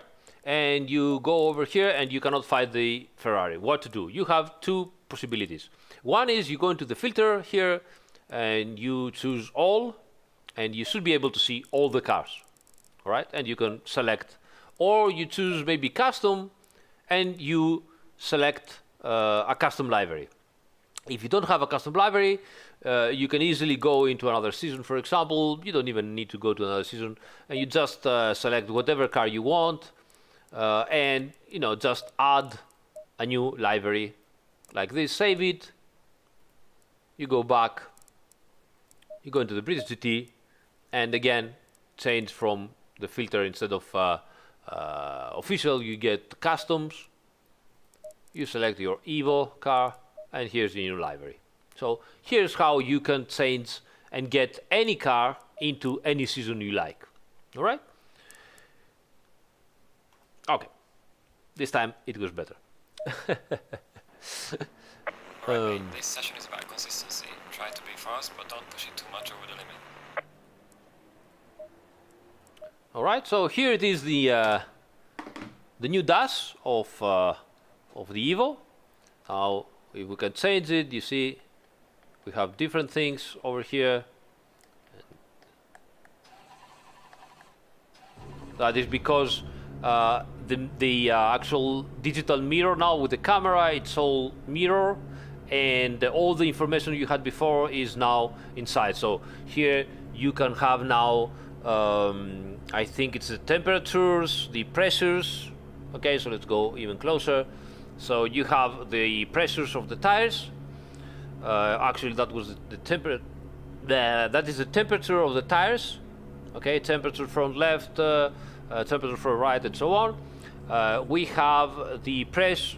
Let me start. This is actually the pressures of the brakes. The temperature, sorry, the temperatures of the brakes. So you can see that when I'm braking, the brakes go up in temperature in real time.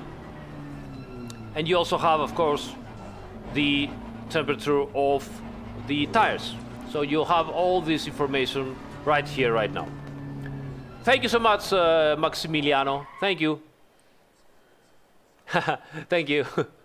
Cool. Thank you so much, guys. Thank you for your support. So this is the actual new dash of the Ferrari Evo.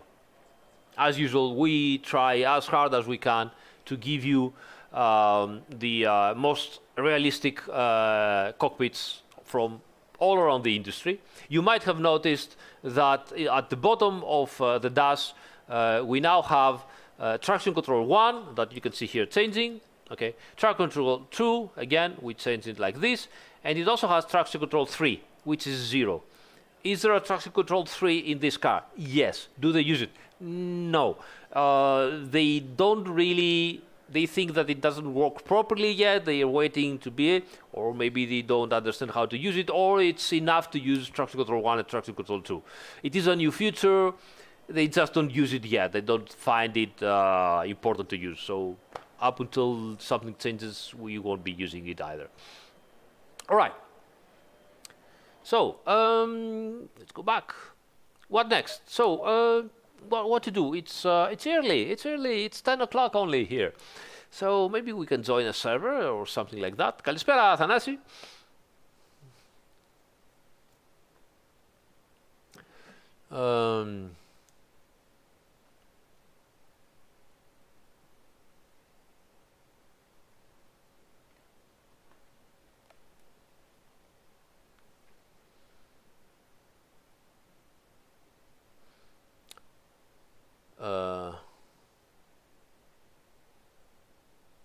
I don't know what you guys are talking about. Let's see. I haven't driven actually the GT3 cars because, as you can imagine, it's impossible to give you a car. They do have some low amount of tests, so using those tests for a driver like me, it doesn't make sense for them. I have driven a GT4 car. I have driven an old Gallardo. It goes in the reg, so it was the first Gallardo GT3. I have driven tons of, if not almost, no, not all of them, but I have driven tons of the cars of Assetto Corsa 1, the road cars. I have even driven a little bit the LMP1 of the Porsche. Yeah, I have a small, but not on the track, around the parking lot, but it was such an emotion. Yeah. Danny says, why map 3 is better than map 1? It's not. Map 1 is better, but it is so aggressive that actually the real drivers normally use map 5 because the throttle response is more linear, more easy to adjust. The throttle response at map 1 is so aggressive that you cannot really modulate the throttle, and pretty much nobody uses it. They went way far too aggressive with the throttle maps. And so for the aggressive setup, we are proposing for you map 3, which is a little bit more linear. But again, I'm telling you, actually David Pereira told me they usually use map 5 to race the car. So yeah, let me choose a different.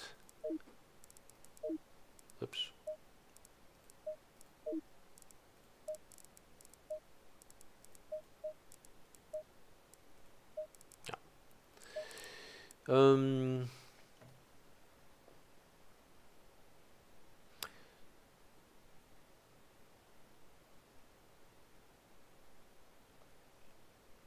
Which older cars are slower than the new one? Well, always the older cars are. I mean, the BOP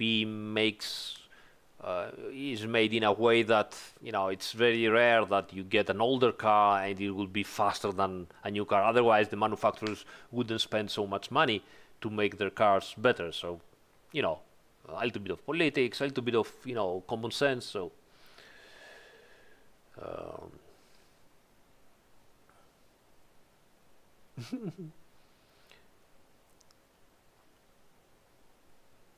Vortex.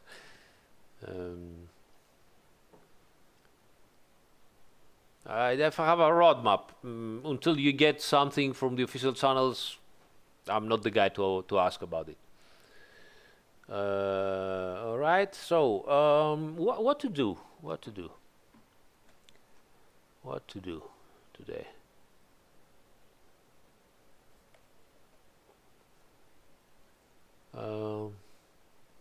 Let's see what's going on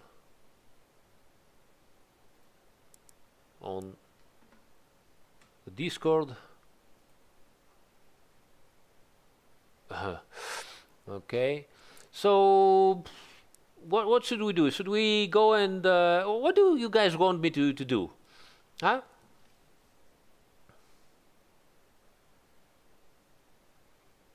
Now, Rafael Texera, that's a different thing.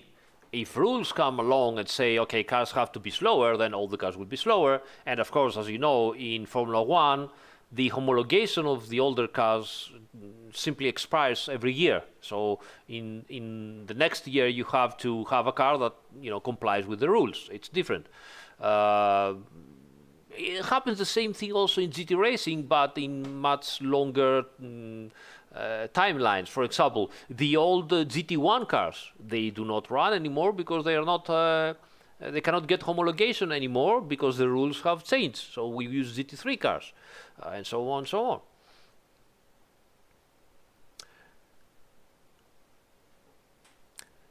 What I want to do, I have no idea, to be honest, because I got so excited, and I don't know, guys. That's why I'm doing the live streams, to stay close to you guys and have some fun together. And if you propose something, I might say no to this and yes to that. I need ideas. I'm out of ideas. I'm too lazy and bored, and honestly a little bit tired. But I would like to do a race or something. Stormy out Ulton Labs. Interesting. Did you know for one of the new tracks? Yeah, I can find that. I think I can find that. Let me show you something at Ulton.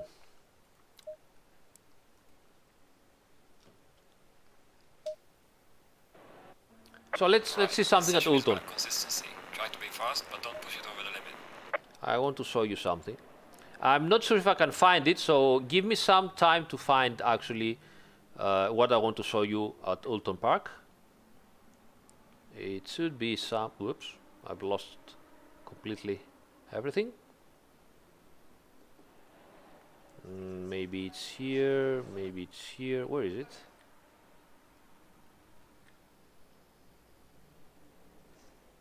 I think it's at Ulton Park. Not even sure. Am I at Ulton Park? No, yes, I'm at Ulton Park. Where are we? So we have, of course, the small lakes here.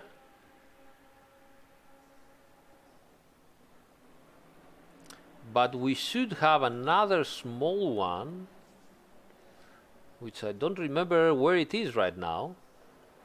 But hopefully I will find it. And it's pretty nice to show you what Simone has made. But I'm not sure I can find it, honestly.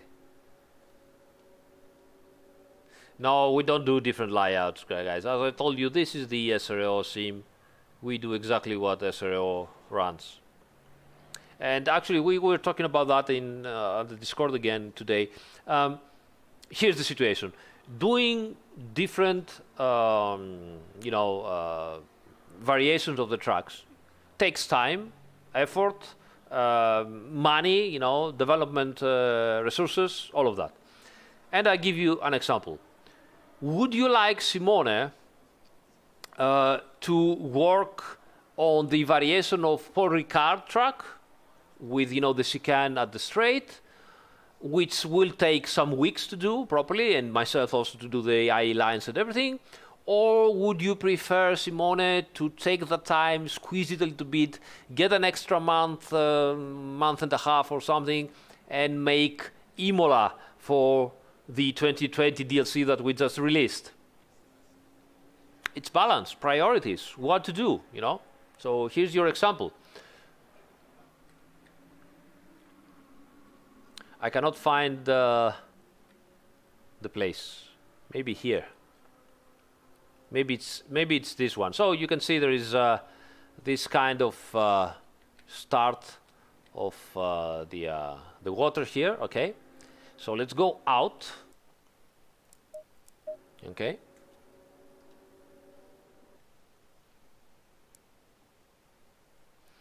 And make a storm happen.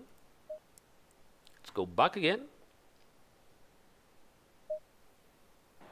and have a look. Alright, mate, this session is about consistency. Try to be fast, but don't push it too much over the limit. Oh, it rained so much. Where was I? I don't even remember. I can't see nothing. All right, so if I am correct, maybe it's not that, but this thing should, as you can see, it start flowing and it should get more water. But it might not be this the place. It should be another place. Maybe I have to ask Simone, which is not online right now. Now this is definitely not the place because it's too much. Oh my god. Ah, yeah, maybe this one. Yeah, this one gets, you know, water in it. Yeah, this is the one. This is the one. This one normally is almost dry, you know, and if rain comes down, it starts, you know, getting more and more rain. So this is what happens.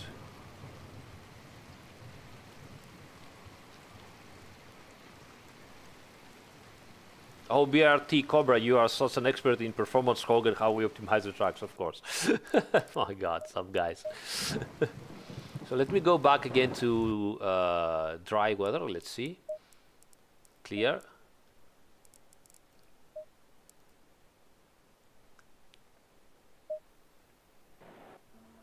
Alright, this session is about consistency. No, I don't Try think to it's be gonna fast, but don't overflow. push it over the limit. So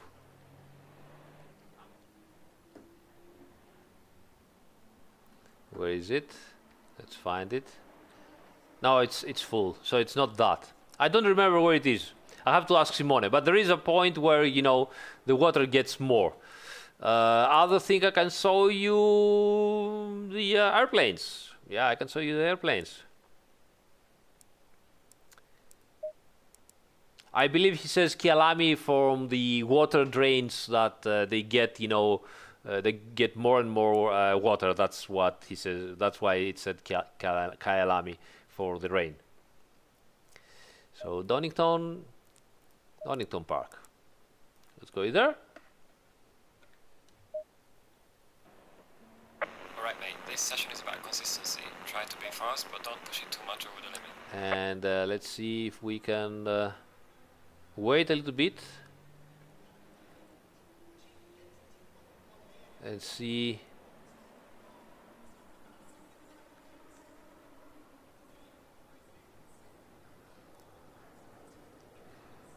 The extra weight is always at the center of gravity. Oh, can you listen to the plane? Oh, something is arriving. Look at that.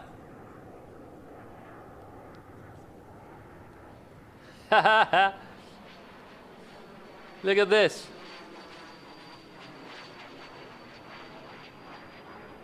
Oh, it's fast. And of course, yes, you can see the shadow here. And yes, if you're racing, you're going to see the shadow. And I can tell you, it's distracting quite a bit. Whoa, look at this.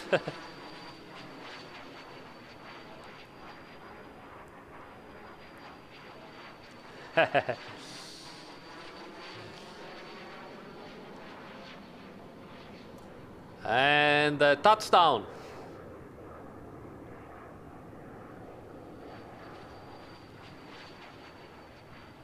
Of course, the sound is properly made.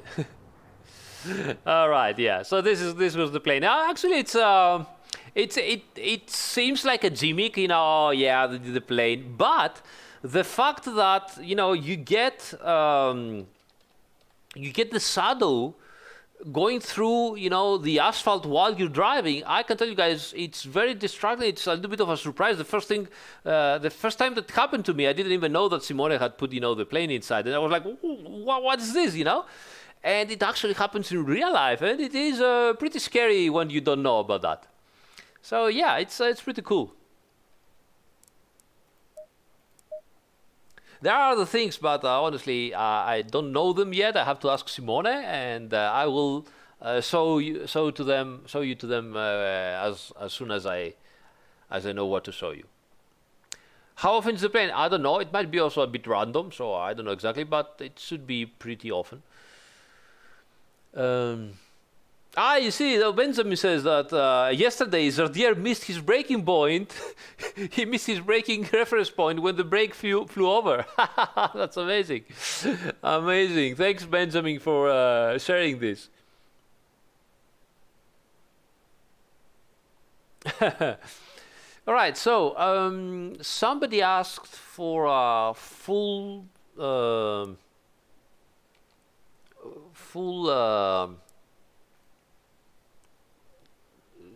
completely wet conditions driving. Maybe we can do that. What circuit do you prefer, guys, to do this?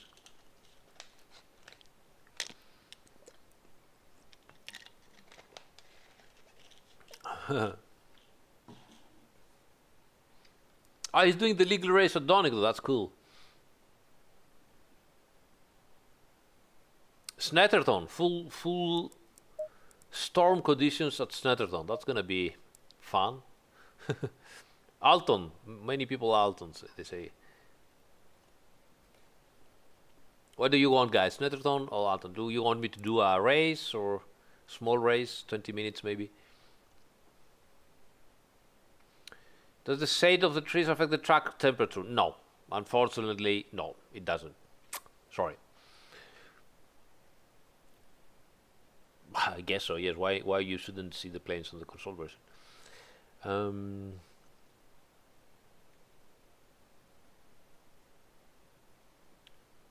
Yes, Spa is part of the British GT season. Actually, if you go in British GT and go into the tracks, you will see that Spa is part. So you get Oulton, Snetterton, Silverstone, Donington Pass, Spa, and Brands Hatch. This is the whole season. And of course, if you select a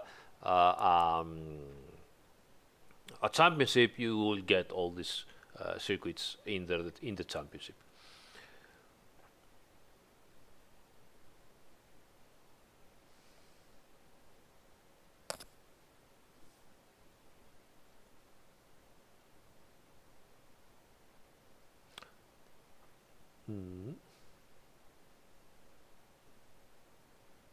Yeah. Multi-class AI at Bathurst. Why you want me? Why you hate me? Small race at Donington. Okay, should we do mixed? So small race in storm conditions at Donington. I'm gonna die. Public lobby also. We can do that. But the guys wanted, a small race at storm conditions. So quick race, something like 20 minutes. Right? Storm conditions. Let's go a little bit lower, something like, I don't know, 90, 97, 98, and see if we can deal with that. All right, 97. And yeah, storm conditions. Donington, I have a setup. We can try. Okay, let's try this. See what we can do. It's gonna be terrible. Alright, conditions are wet. Oh my god. Alright, so wet, of course, everything. I'm gonna put some extra here and hope for the better. Oh, come on, not nighttime. Alright, let's do it. Let's do it. Ooh. Stay double file. Oh.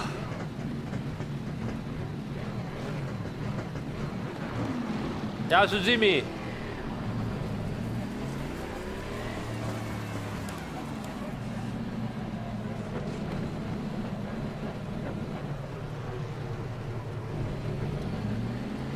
Oh my god.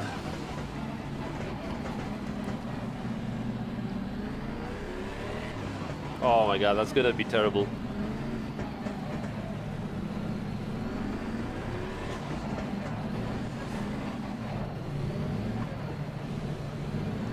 Fuel.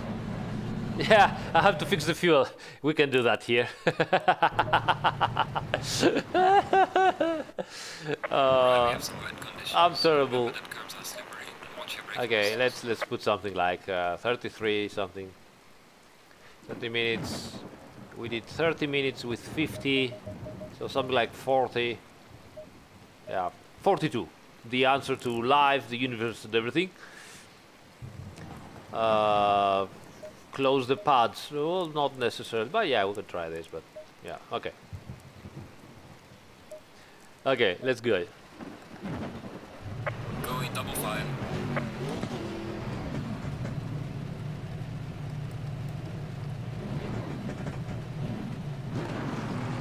Whoa, angry noises. Okay, let's go to traction control 7.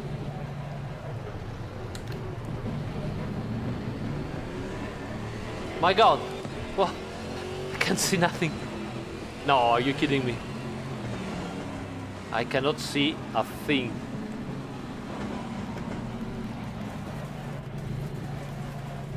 I cannot see a thing. I don't know what's going to happen. Guys, I won't be able to do anything at all. Green light. Go, go, go. Oh. Where am I? What the?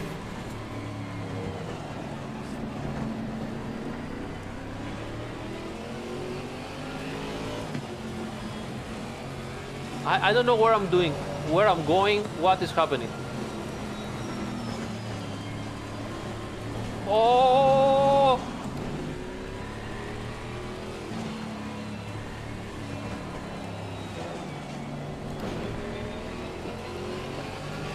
What visibility?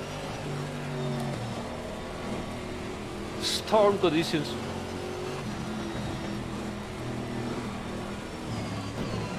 I cannot even put my foot down on the accelerator, it's just terrible.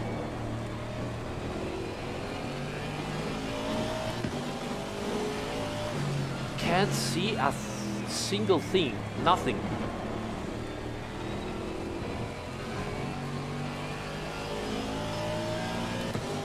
Jesus.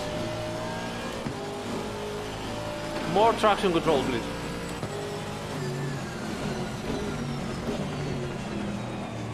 Oh.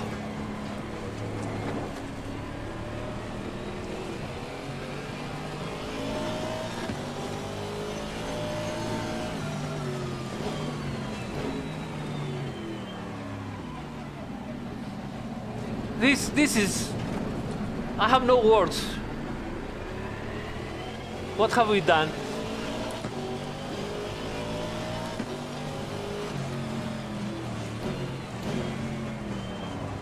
I have to stay outside, both, you know, for some better braking grip, possibly, and both because I just cannot see anything at all.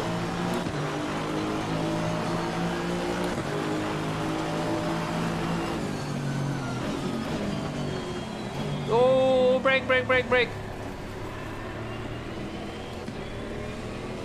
No traction. Oh, that just got me.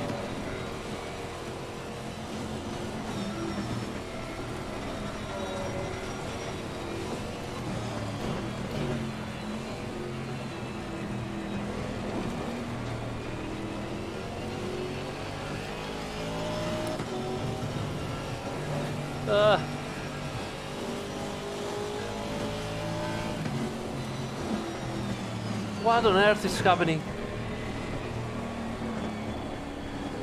I don't even want to know what is going to happen when we will get onto the GT3 cars, which actually in those conditions might be even faster than us. Oh, I have to switch back to less traction control because it's just getting faster than me.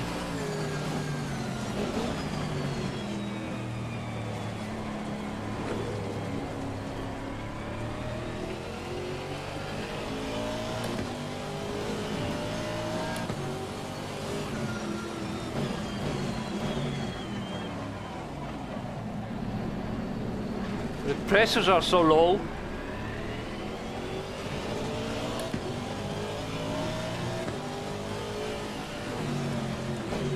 I'm driving by the reference points. I see nothing and I just wait for my reference point and start braking. Well done, mate. That's all the best.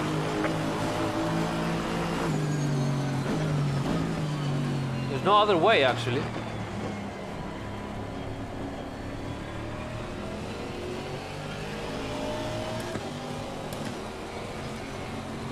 Upshift early. Ugh.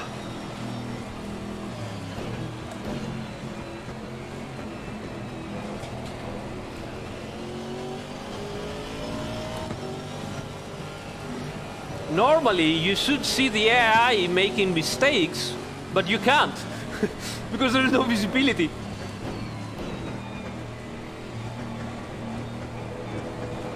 Amazing.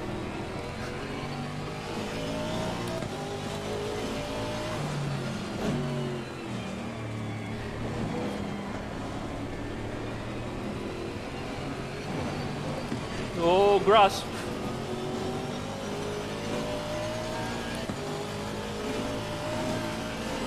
Oh.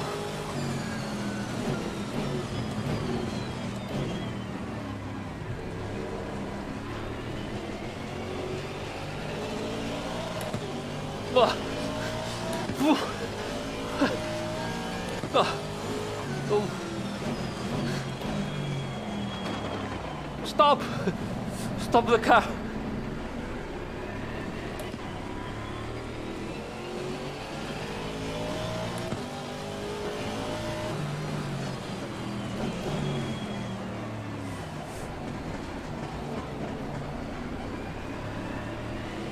Yeah, they have the rain light on.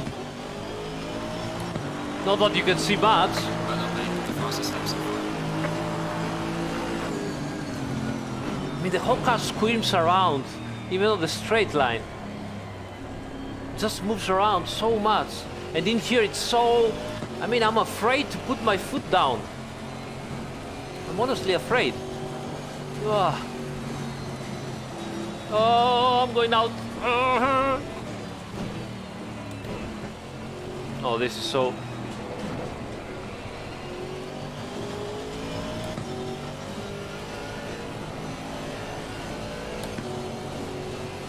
Oof.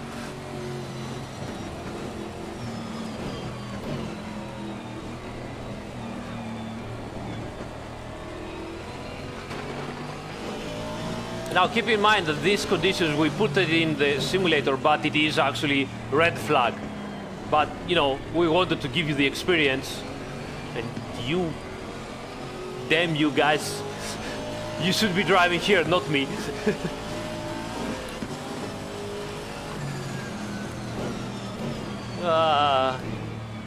And the tires are not there anymore. Ooh, did you saw the Bentley going into... Oh my god.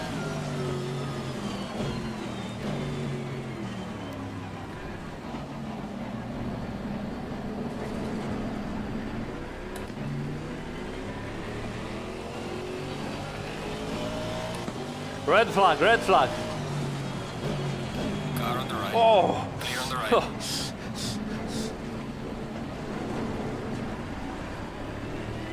It's still there.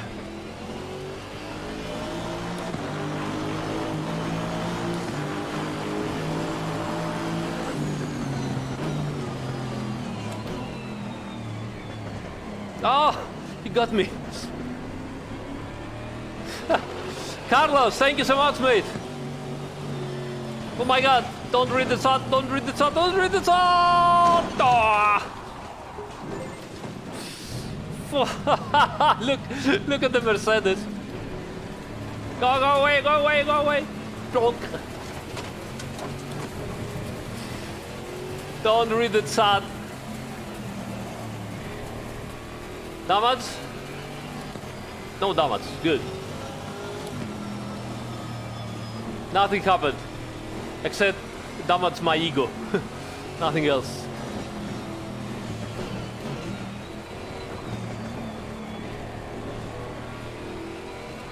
Hey, maybe we can overtake those cars here.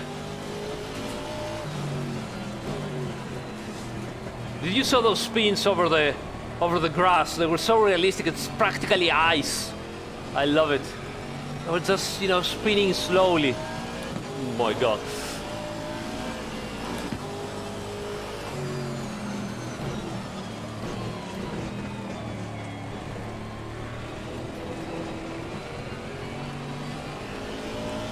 Nice weather for ducks.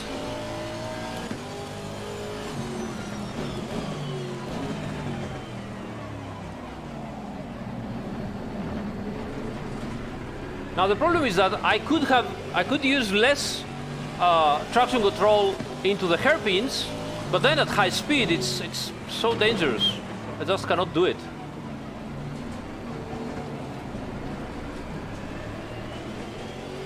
Okay, let me try. Traction control 2 at 6.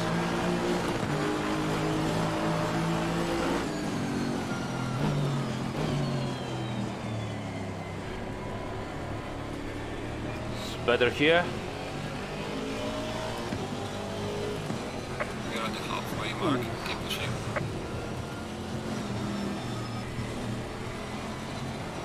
Oh. Oh, not again. Come on. Oof.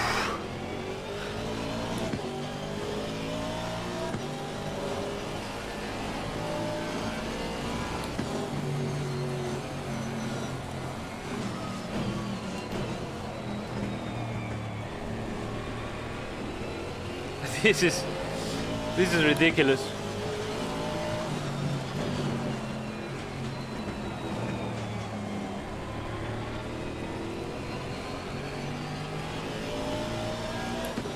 Ooh.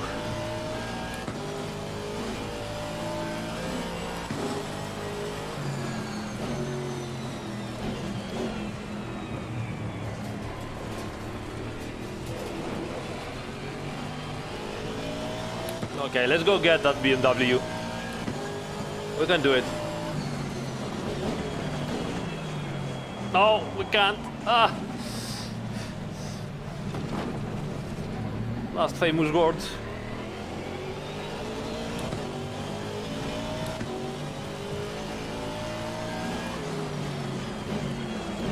Okay, seriously now. We can get that BMW, so focus, Aris. Do you like it, guys?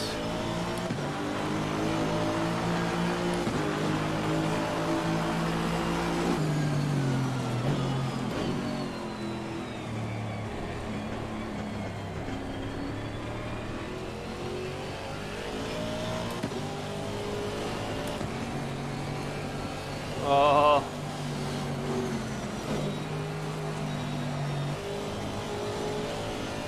Ooh.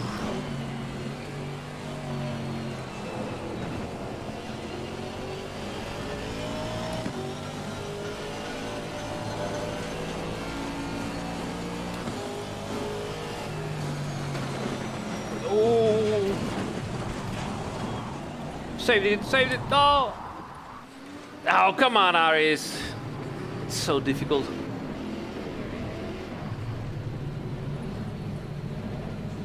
Sorry, guys.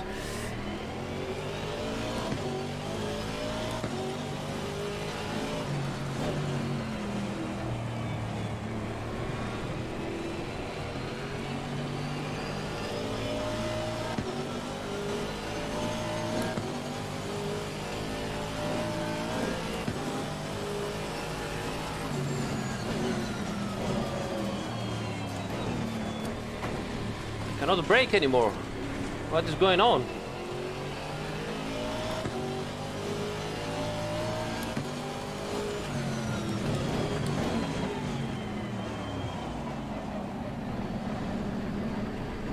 Let's get some rear brake bias.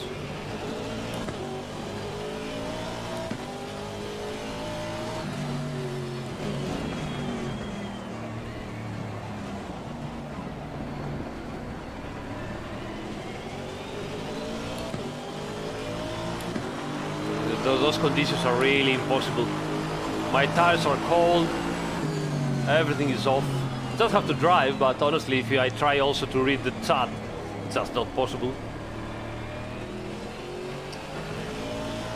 So let's concentrate. No chat reading for Aris.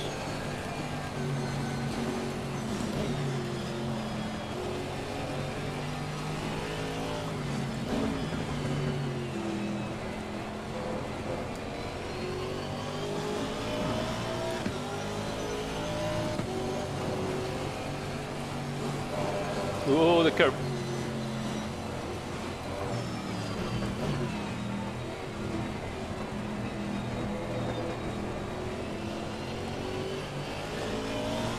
Can't see a thing again.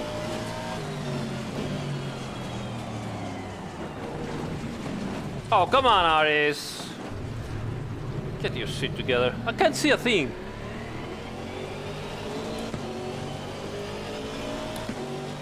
Ah.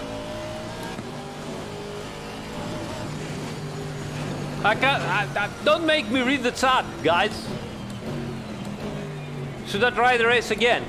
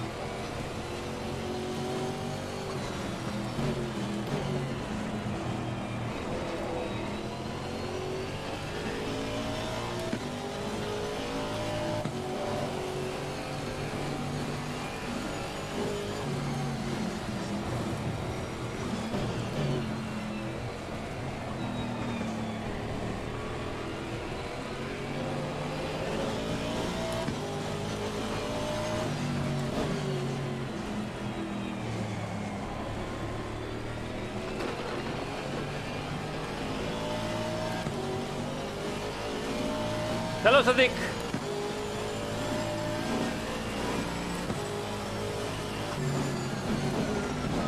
Oh, way too fast. Ah, sorry about that.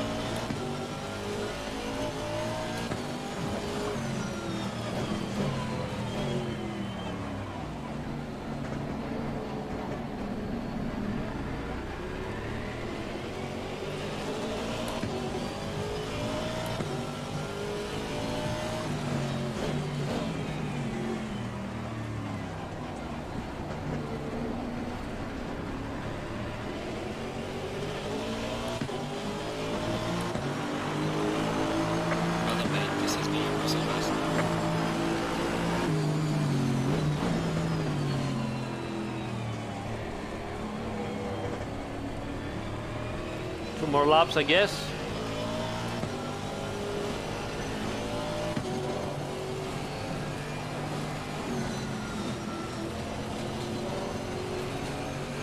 And again, I can't see anything at all.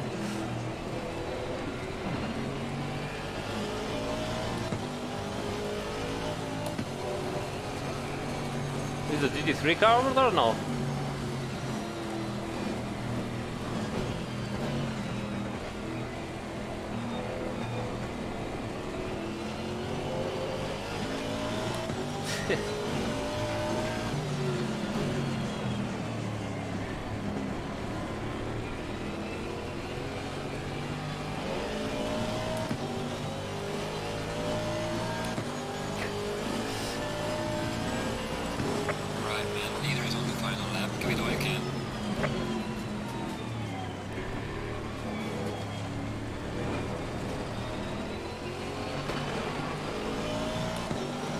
Where is the road? Where the fuck is the road? Car on the left. Clear on the left.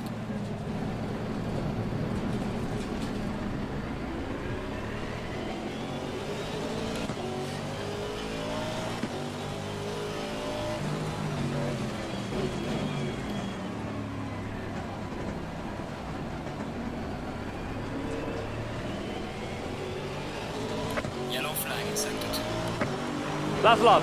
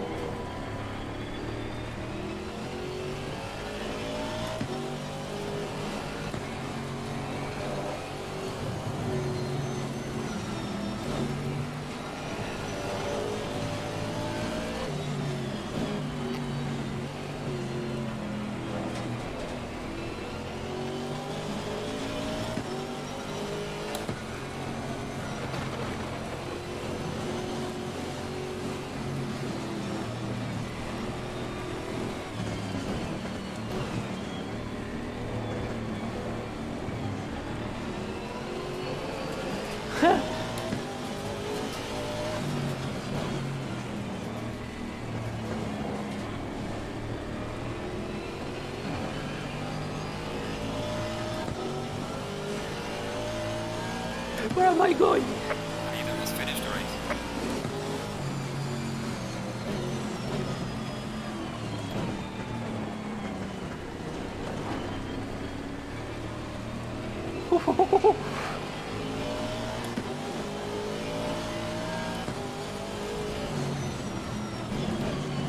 Car on the left. Yeah, better here. But I cannot accelerate. Oh.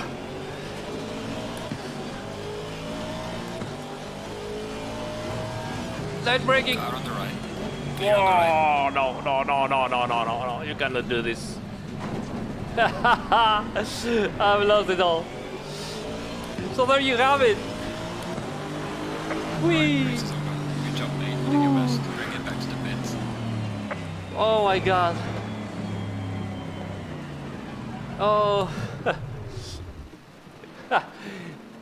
Big Brenta, what lobby I'm in? That was against the AI, my friend.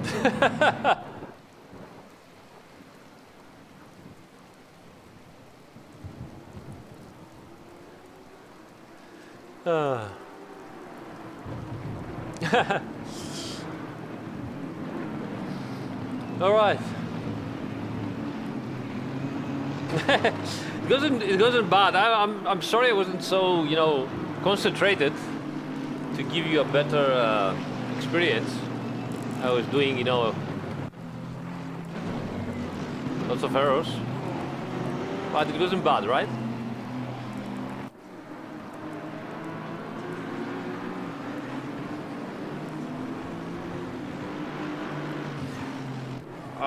Cesare, I think you can select how it is from the menu when you start the championship. It could be real, it could be random, whatever. Ευχαριστώ Διονύση.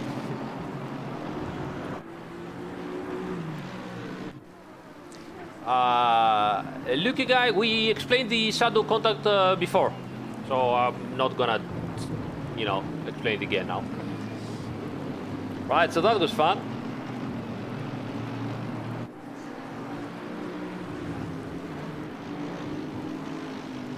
The servers in the ghost mode. I don't even know what this is, sorry.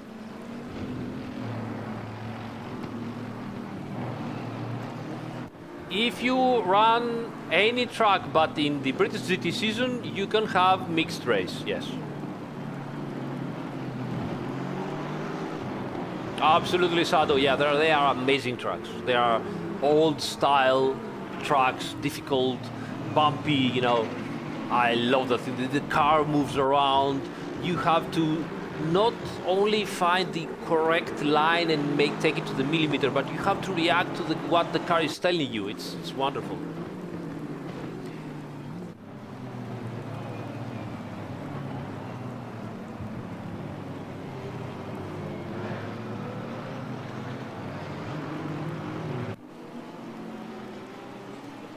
Yeah, absolutely. Okay, so what do we do now? Guys, one more. Let's do one more thing. What would you like to see? See what is going on.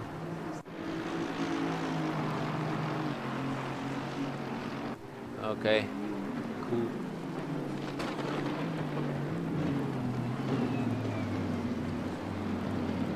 I can join you on Discord. Yeah, let's do some. I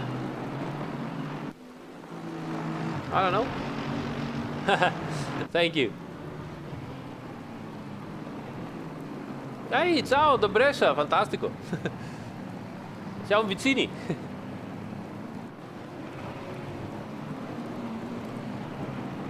Appena va via sto Covid, magari ci troviamo per una birra o un caffè, qualcosa.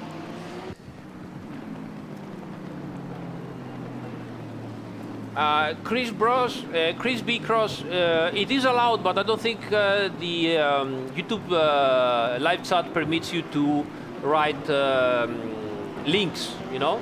But if you go to the Discord, we have a dedicated channel just for the community. So go there and post your community. Ah, Montichiari, io a Nuvolera. Non siamo lontanissimi. No more rain. Of course. I couldn't see anything, but of course, I mean, again, this is the storm. We just let it for you guys to appreciate the red conditions, you know. Ah, Mr. Fly, glad you like them.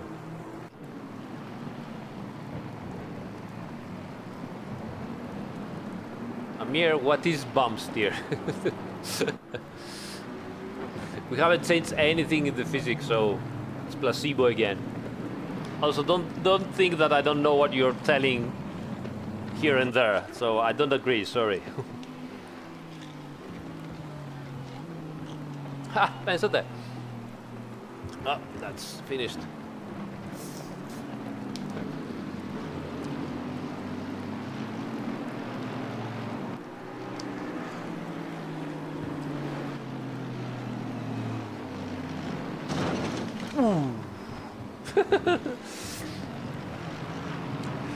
When I open a server for practice, the two first labs goes on ghost mode. How can I change? I don't know. There's something in the configuration, but I'm not an expert in configuring a server, so should be something in there. No, it's not your stupid English. Anyway.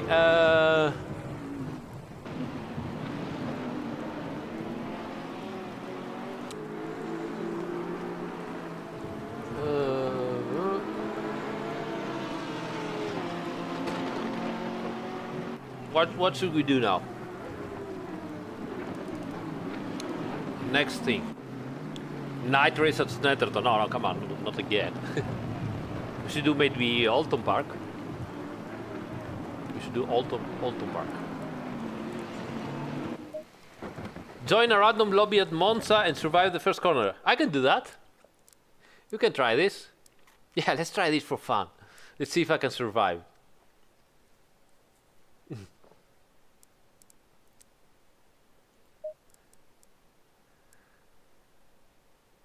Allora, okay, so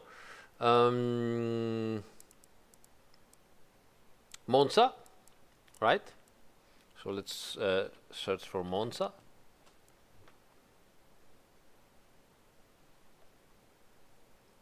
And then we do a little bit of Ulton Park. Yeah, we'll do Ulton. I just have to. The guys wanted me to go into Monza and survive T1. So let's see if we can find this. There's no servers at Monza.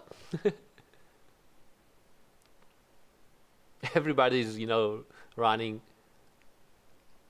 There's so many people in the lobby now. The lobby's like.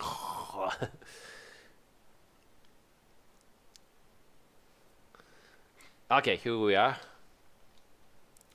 So Monza, 18 people here, 27 here. Ooh. And they are going to, they're already in race here, yes.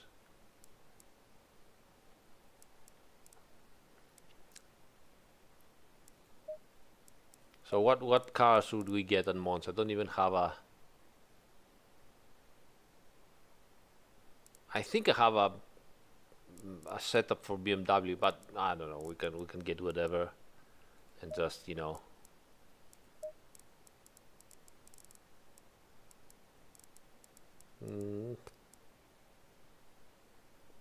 Yeah, I get not the Audi. I'll get the Ferrari, but possibly something normal. That's a strange Ferrari. We can get this. Rinaldi, of course. Yeah, this one, green. Right, so Monza. Monza low SA. This is 59 here. 18. Oh, it needs a password. No, actually not. It doesn't need a password. But they are already in race, so I cannot join, I believe. That's it. GT4. Gt3. There's nobody here. Everybody is already in race at Monza.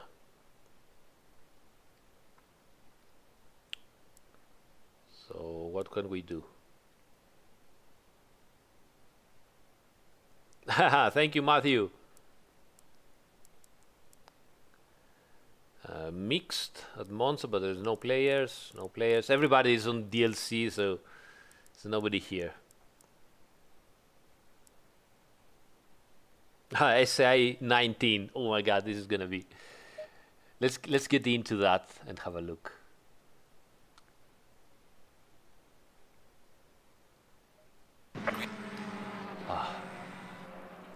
So this is race. If we wait a little bit. Oh my God, people already. Oh, that's a nice time of the day.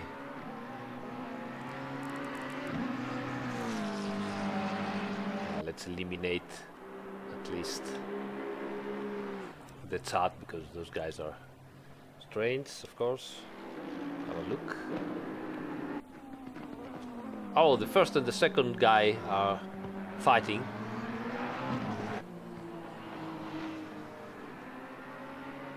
Pretty nice. Let's have a look a little bit. And then I guess it's 6 minutes. We can wait and join.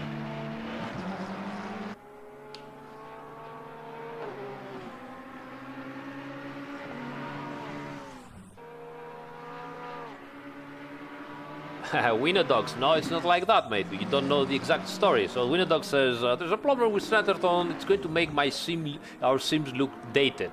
The tree lost its charms in a storm last year. As you said, the tree lost its charms in 2020. There was a thunderstorm, and unfortunately the whole tree went down, and it lost its charms, its arms and everything in 2020. We did the 2019 season, and in 2019 season, the tree had still its arms, and it was still the scary tree and the scary tree monster. So we have now the tree into a simulator where we can all enjoy it, because it was last year actually, 2019, 2 years ago.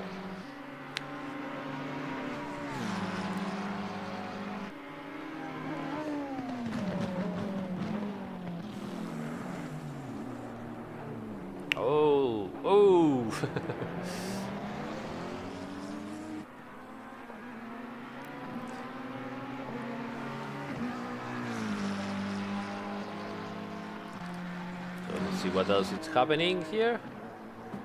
Oops. A little bit of an accident here. Everything is crashed and burned. That's a nice duel over here. Well, those guys seem to behave pretty well.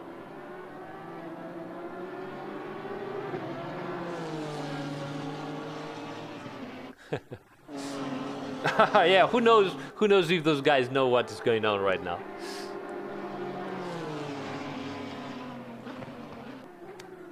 They seem to behave pretty well. You know why? I always wanted to say this. Now, of course I understand we are all, competitive people, and it's not good when an accident happens, and I understand perfectly why some people get angry about accidents and all of that. And of course, that if you're like me, that just participates in races here and there, it's easy to say, "Oh, don't get mad about an accident. Cheer up and go to the next race." But I also understand that if someone is trying to do, a championship, and he's all into invested into that championship, an accident is pretty bad, and obviously you're gonna get angry. There is something that might help you get the correct mentality about accidents. So what is happening is that you're actually trying to control monsters of 1,500 kilos, more or less, with over 500 horsepower, going, at over 200 kilometers, 250 kilometers per hour, even in the turns 100 kilometers per hour and everywhere, and your only, contact with the surface are 4 tires, and you race each other on such conditions, So, as in real life, it is inevitable that accidents will happen. Now, I know that, oh yes, Captain Obvious, well done, But if you manage to stop for a minute when, you have an accident, or after the race, whatever, you're so angry and upset about it, if you can manage to stop for a minute and think about it, accidents are inevitable. I'm not saying that you won't get angry, okay, or you shouldn't, go and try to get from the legal admins some penalties for the opponent that hit you or whatever. But that kind of mentality that accidents are inevitable, even between very, very good races, might help you to calm down a bit and say, okay, accidents happen, but I'll calm down and just go to the admins and say, okay, this accident happened, please take action. That's it. It's not always that the guy that hit you, and you had an accident with, was actually a dick or tried, to hit you, or he wasn't careful. He might tried all he could do, but again, it's racing. It's inevitable. It will happen. It always happens.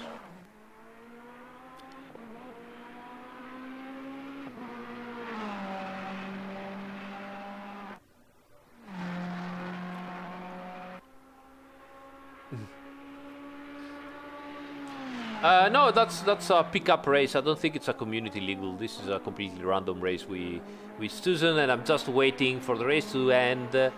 And then the guys asked me to stay somewhere in the middle of the pack, possibly, and try to survive T1. Let's see if we can do that.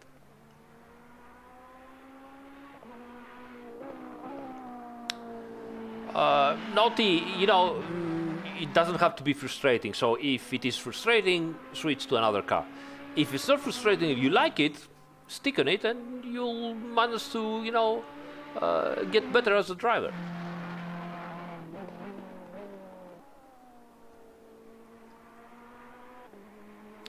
Yes, Leonard, I absolutely agree with you.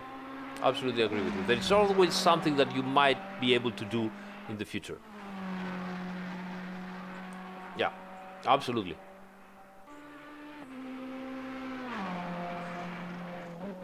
Captain Slow, take it easy, mate.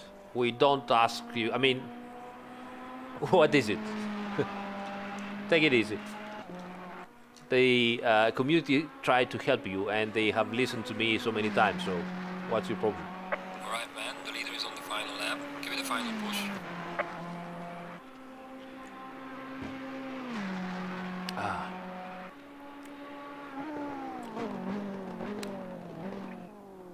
So the Ferrari is going to win the race. Yay!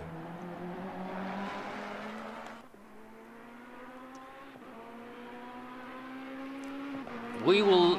Do you want me to start from way far behind or somewhere in the middle of the pack?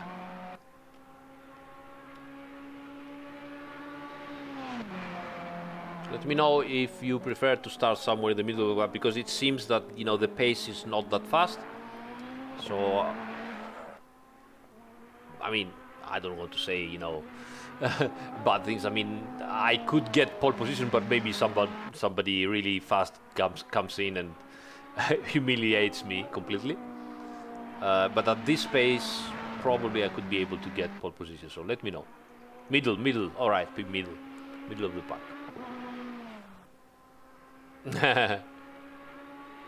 Mid pack is always death.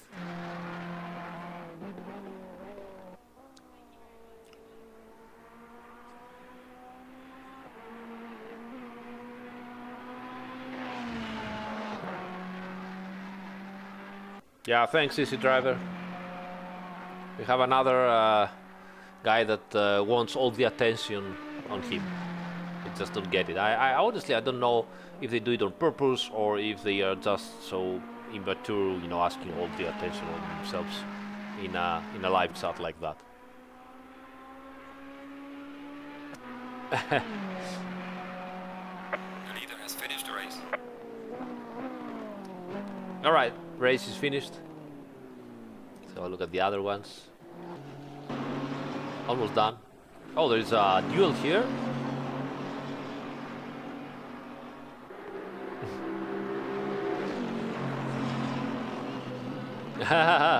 So Kieps has joined the server, so probably, you know, I will do some lap time and he will just destroy me. Who knows who he is? I don't know the nickname. Maybe he's an alien.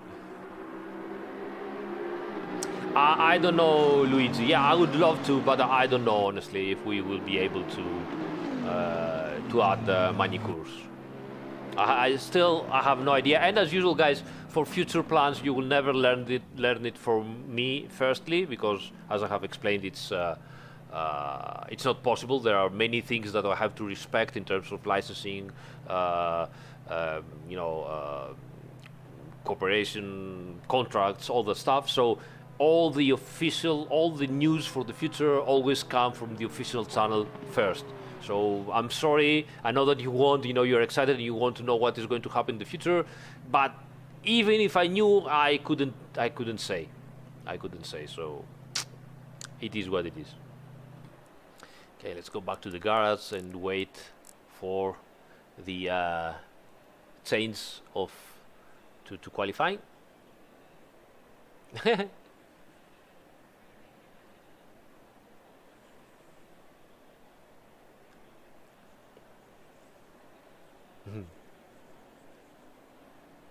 What times do I do at Zandvoort? I don't remember exactly, but I have a video on Zandvoort, both from practicing and from the race. So you can go there and have a look of you know, what kind of performance I've made at Zandvoort. If you search Zandvoort on my channel, you will definitely find the race and also the practice sessions. I was racing with the Lamborghini.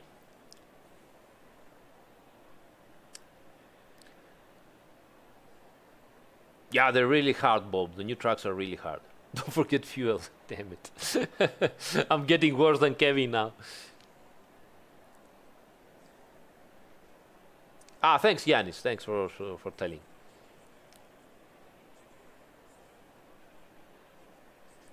No, we don't have plans for full course yellow.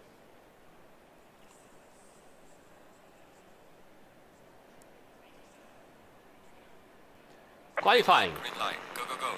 Okay, let's do a couple of laps to feel the car to see how it's going. I might need to raise a bit. 1, 2, 3, 4, 5. 1, 2, 3, 4, 5. 1, 2, 3, 4, 5.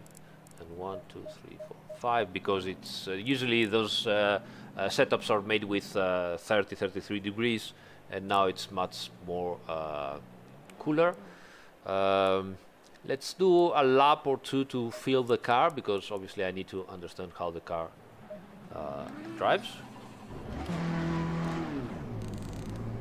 What is this thing that comes up? All right.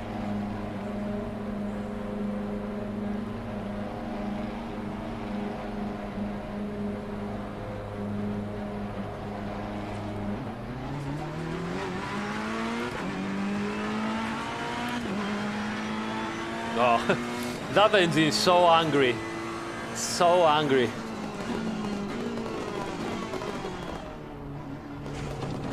The car is... My god, they really did an amazing evolution to this car.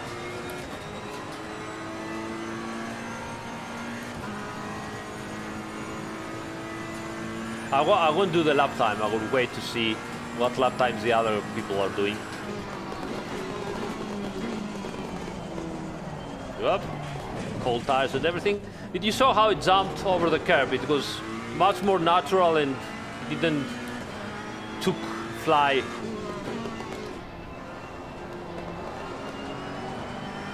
That was what I was telling you about the ground, the new ground collisions. There's a slow car behind. See over here also Yellow flag. Yellow much flag. more natural over the curb. Ooh.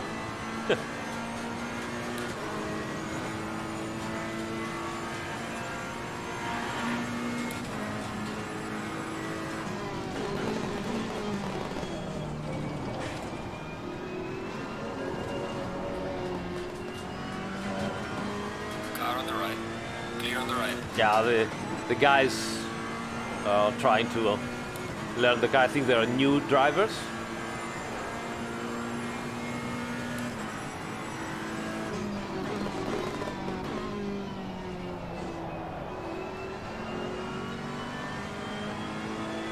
Have to learn the car. It's so much time that I've not been driving the Ferrari at Monza.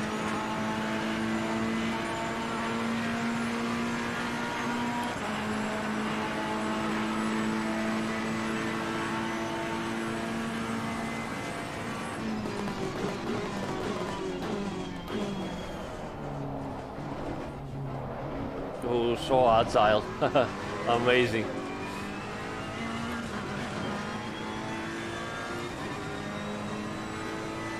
Let's have a look at the brake temperature. Look at that, how they go down and then up again.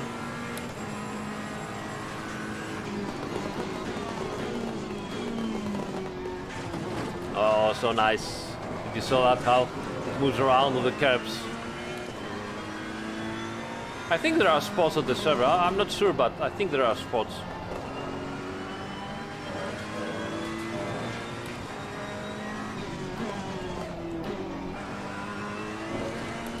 Terrible driving as usual.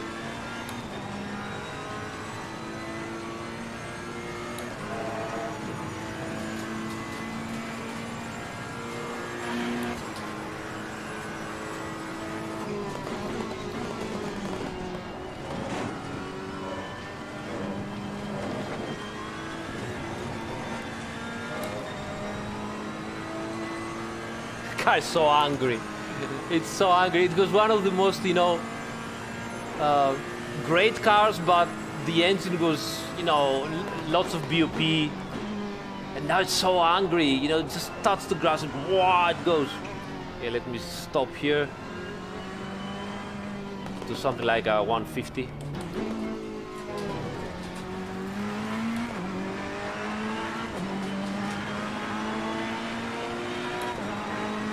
Well done, mate. Go so fast. Fuck, I'm second. No, I guess all the other guys will come in.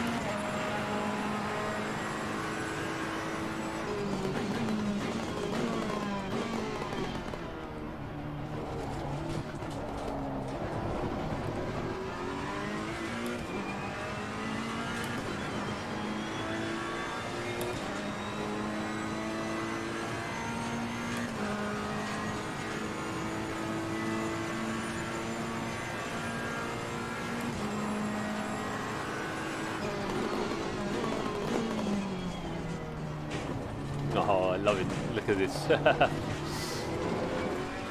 Of course you lose time like that, but you still have a good control of what the car is doing. Yellow flag in sector 3.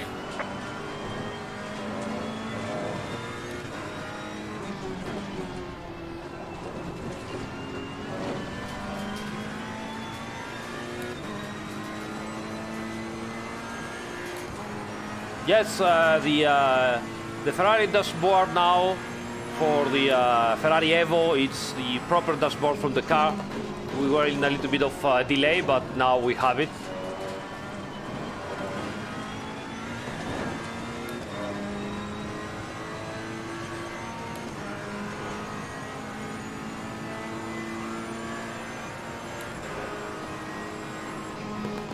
Okay, let's take it easy again.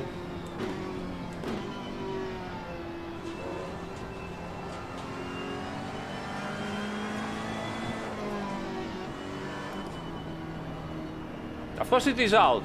It's already out. Restart your Steam client and download, mate. Car on the right.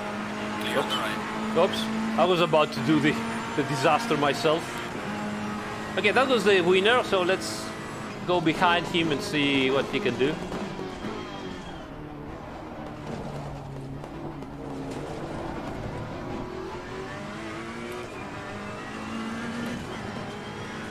Yeah, restart the Steam client. It will download the new 1.7.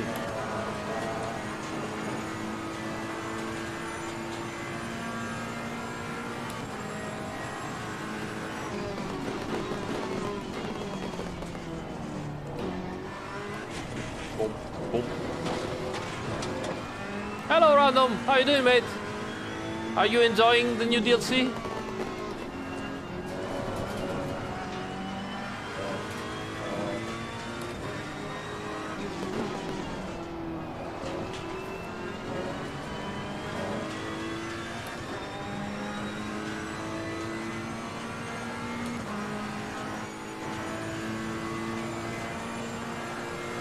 If you don't know Random, guys, great YouTube channel. Go to his YouTube channel and subscribe. Great material.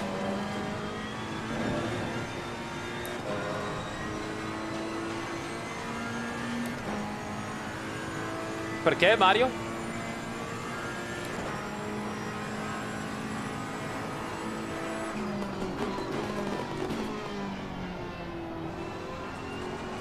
Let's make this lap not valid.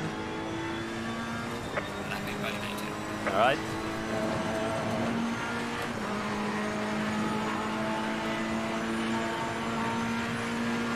Slow car ahead. Yellow flag ahead. Be careful. Similar to Snetterton.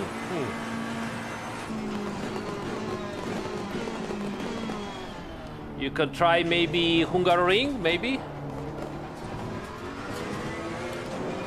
Or what else? Car on the left. Clear on the left.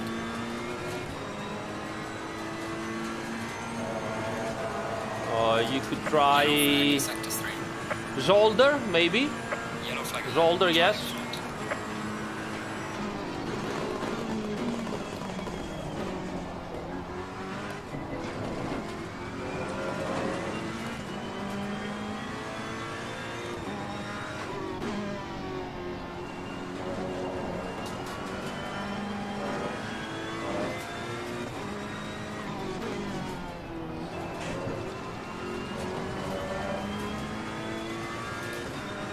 The server name, I have no idea. I have no idea. Maybe search because I don't even know if it's full right now. We're just doing a test. We just want to see if I start in the middle of the pack, if I will be able to survive T1.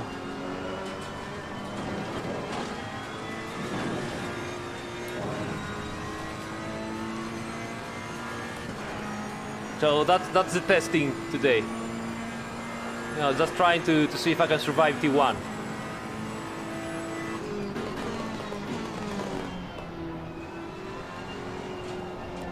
Okay, let's take it easy. Again. I need more pressure on the tires. Much more pressure. So let's put this at least. So 26.7, I need one more. 26.3. Yeah. And 26.3, so 26.8.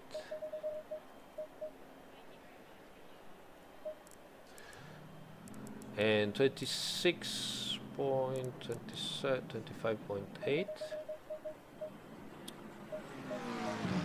And 26.1. And 1. Okay, that should be good. And qualifying is about to end, and we are in we're in 7th place, so we are in the middle of the pack as you guys asked. And help. This is not a extremely fast server.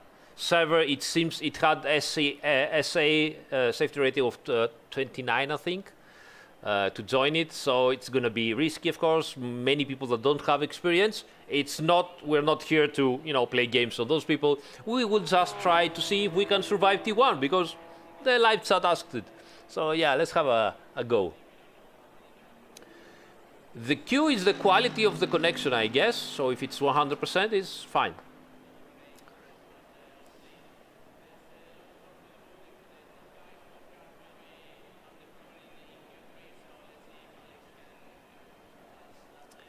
No fun. Yeah, well, you guys, everybody has to learn, My wheel rotation 900. If you are on PC, just set your wheel rotation 900 and you'll be fine. Unfortunately, on console, you have to set the wheel rotation in different wheel rotation for every car. We will try to fix that. I don't even know why they did it like that. They had to change it from the actual code, but anyway. Actually, as I said, there is a list everywhere in forums, etc. So maybe have a look at that. Right, so 15 minutes. So it will be nice to get down the fuel. Something like 25 should be enough for 15 minutes, I guess. 3 laps, 2 laps, 2 minutes per lap, let's say. So 15 minutes is 7. Yeah, should be enough. Yeah.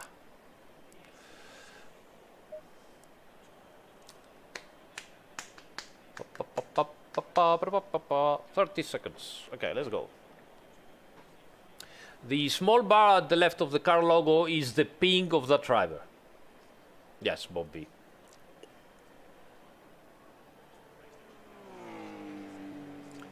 The cos on the Ferrari, where is it? I don't... The big Q. Q is qualifying, yeah. I think that's the...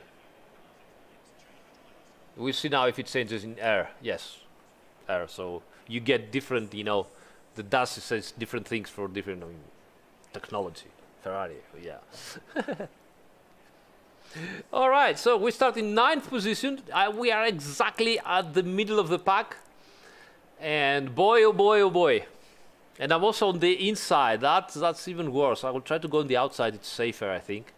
Though, we'll see. I will have to start braking sooner and see what's going on. Thank you so much, Danny Price. Thank you so much. Really appreciate it. Right, so we're ready. We are ready.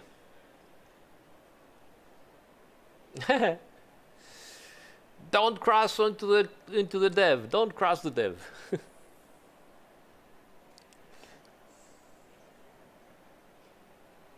All right, we're gonna have some fun here. It's all fun and laughs. No problems. 30 seconds. 30 seconds. Okay, let's go.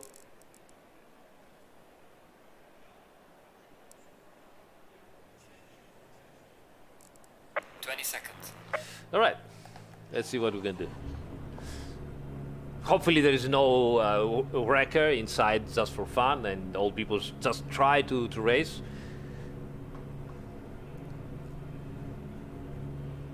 Thank you, Kasiolek. Thank you so much for the good words. Thank you, mate. Stay in double file. All right. Okay, we need to stay. Oh.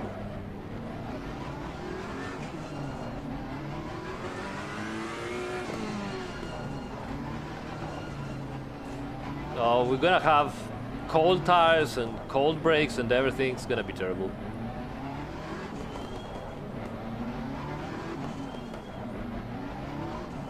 This guy is doing left and right. You don't have to do left and right, mate.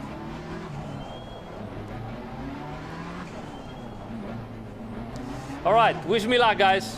Here we go.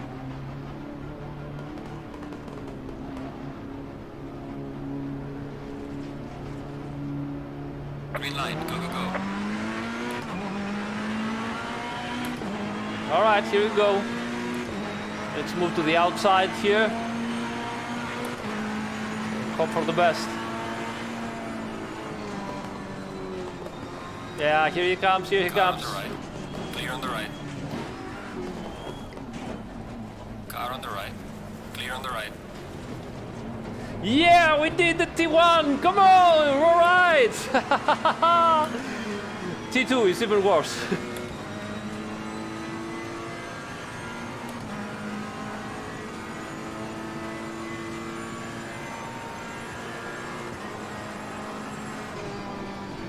Car on the right. Clear on the right. Car on the right. Clear on And the right. T2, yeah, come on. Car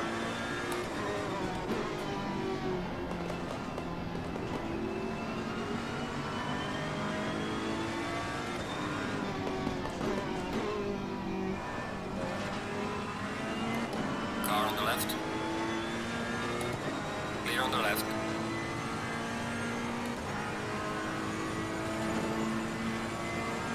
That's how you do it. A little bit of luck, but also great awareness of what is going on. Yellow flag in sector 2. T1 dev hacks, guys.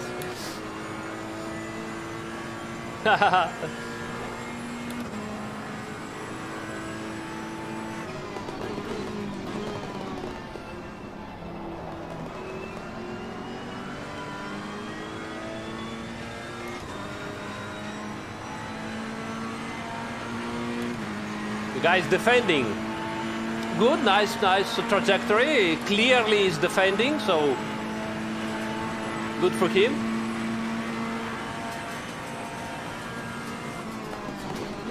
Car on the right.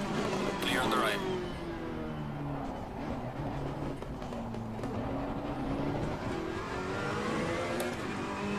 That was a nice defend line. Very well done. Nicely done.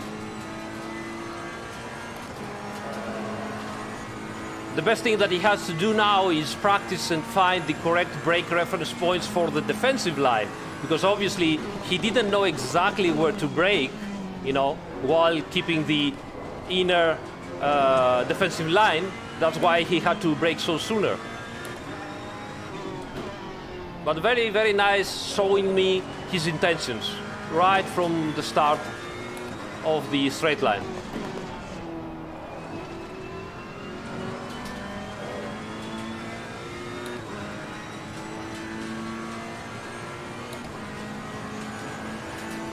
It wasn't bad, actually.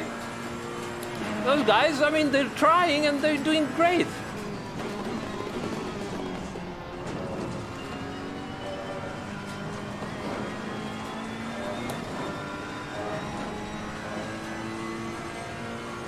Tires are coming up in pressure.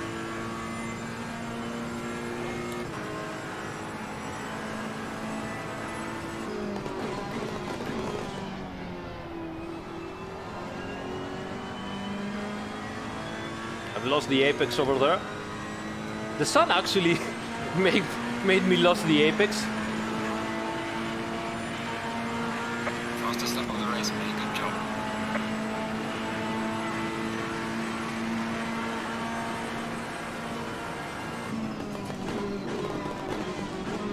Car on the left. Clear on the left. Very nice. Those guys are behaving really well.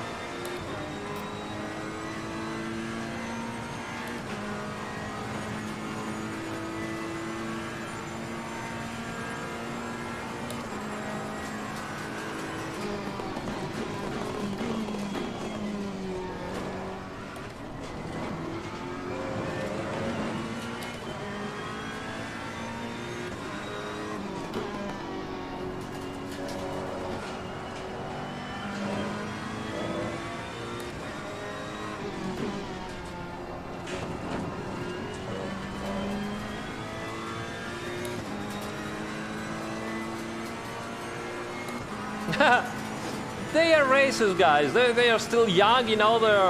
They're learning how to race, but you know.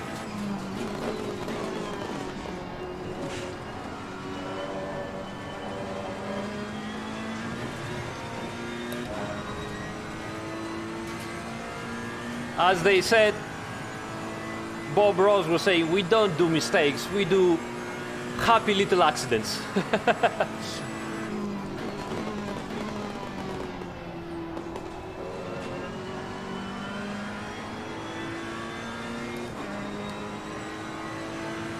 Yellow flag in sector 2. Gaining on the driver ahead in sector 3. Well done, mate. The fastest lap so far. Let's see if we can pull this race to the end.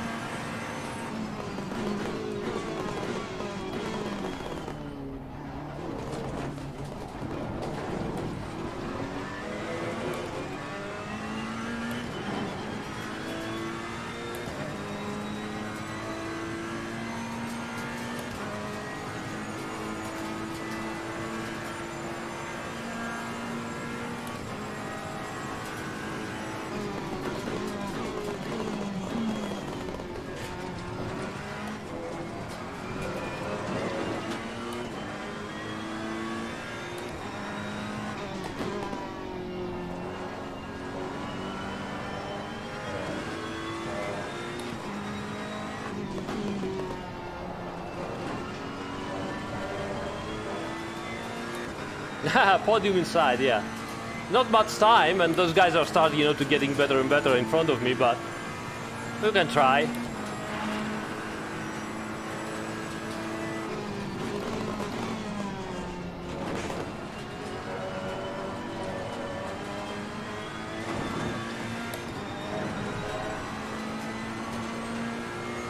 Okay, let's see where this guy wants to go.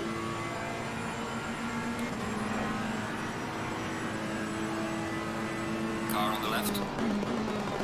Clear on the left.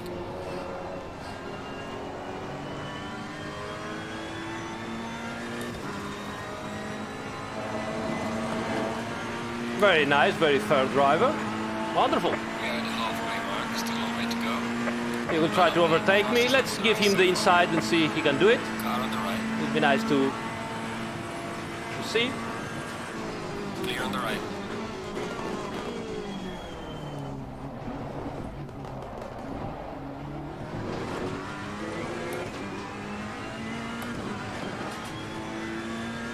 Again, I believe this is an error that he doesn't know exactly where to brake.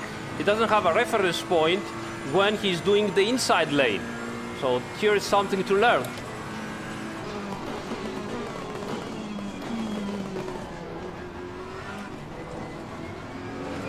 Oh, the Bentley.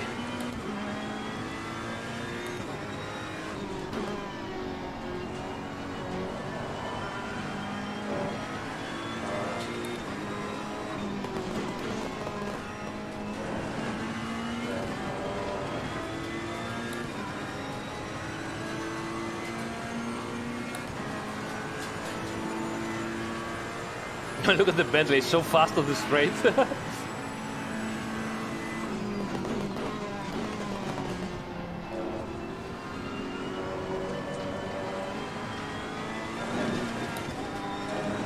And I can't see the road actually when I'm behind the Bentley.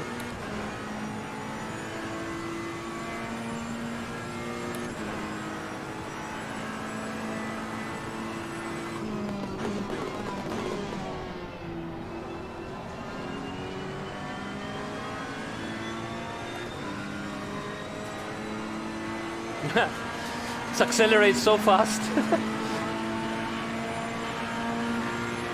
I cannot catch him. Come on. Come on.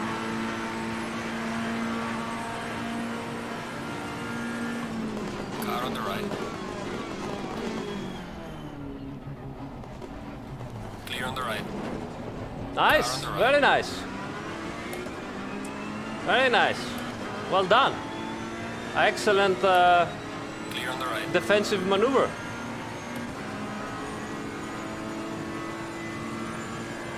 With the acceleration, he goes away.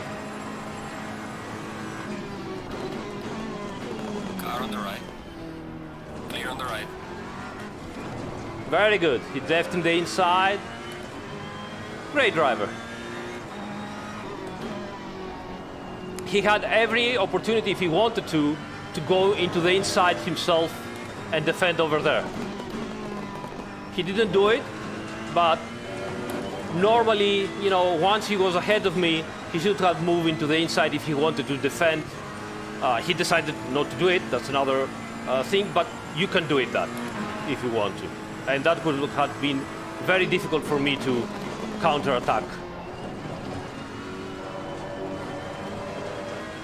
See if we can catch number one.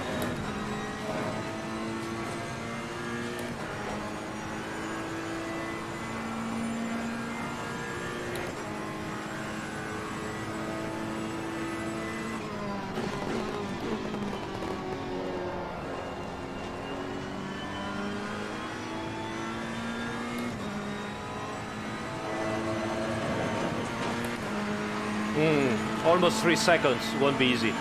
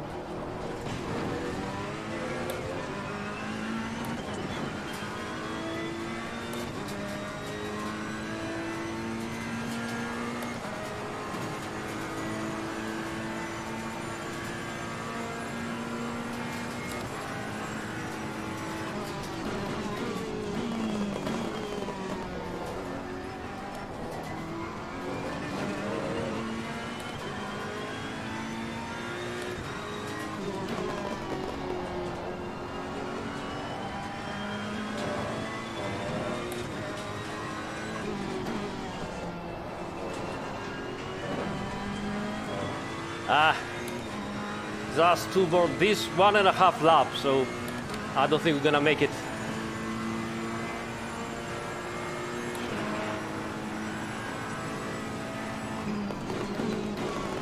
There's a slow car up ahead. Yellow flag ahead. Watch out.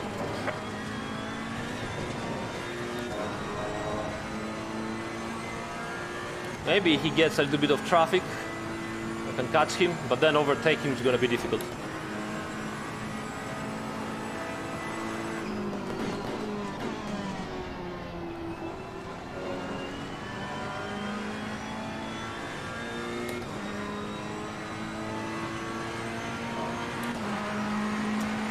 Maybe we can do 2 more laps.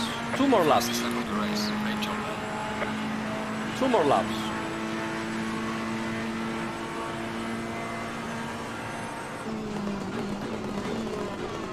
Oh, mistake.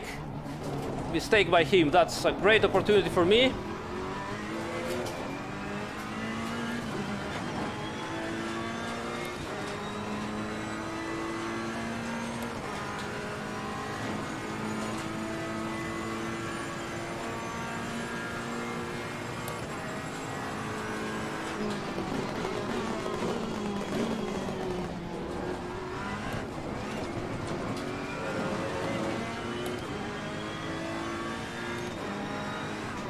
Car on the left.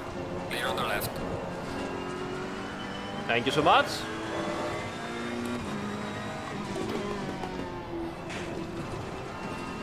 That was bad here.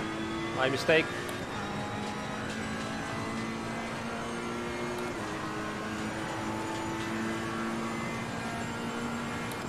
SNZ, yeah, that was amazing.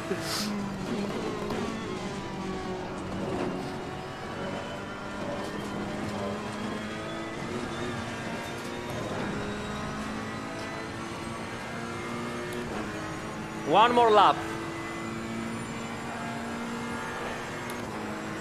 I don't think I'm gonna make it.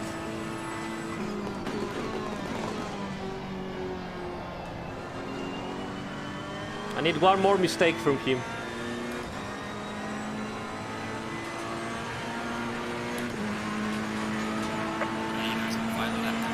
No!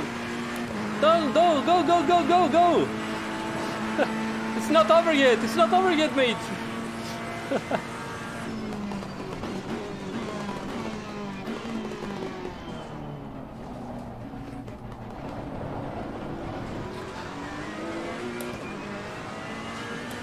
It's not over yet, mate.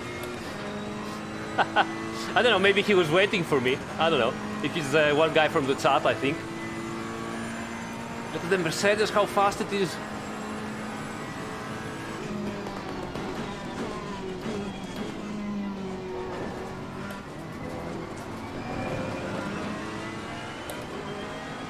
Oh, so much acceleration.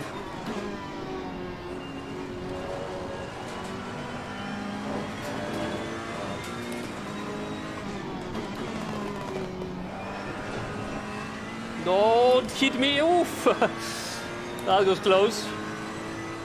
But I couldn't get the speed, the exit speed, because I had to stay closer because that guy was, you know, spinning.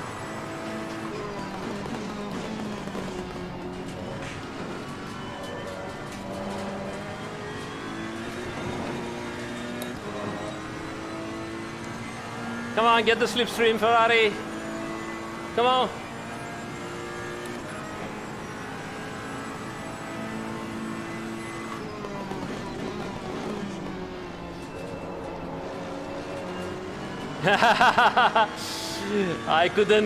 I couldn't slip in there. I wanted, but I couldn't. Well done, well done. Very good, very good. Neither has finished the race. Very good, very good. Great job there, V2. Bring it back to the pits. Excellent, excellent. Well done, mate.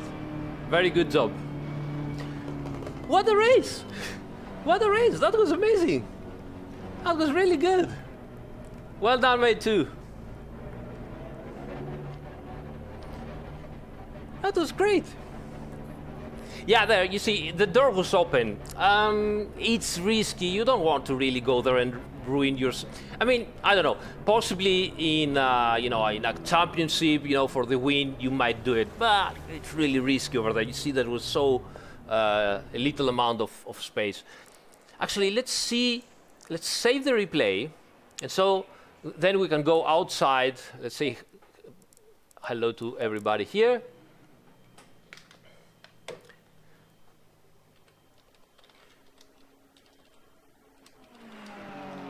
Guys, thank you so much.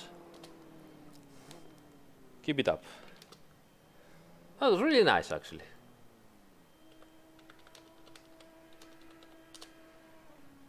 Okay, so let's go outside and have a look at what we did, actually, right? Hey, Benjamin.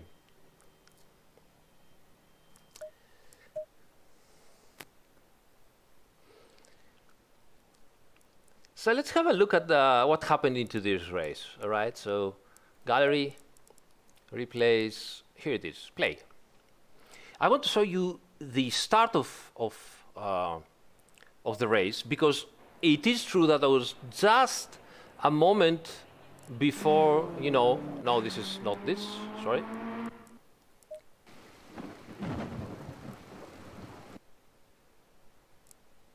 So it was a guy here from the south. That was nice, very nice.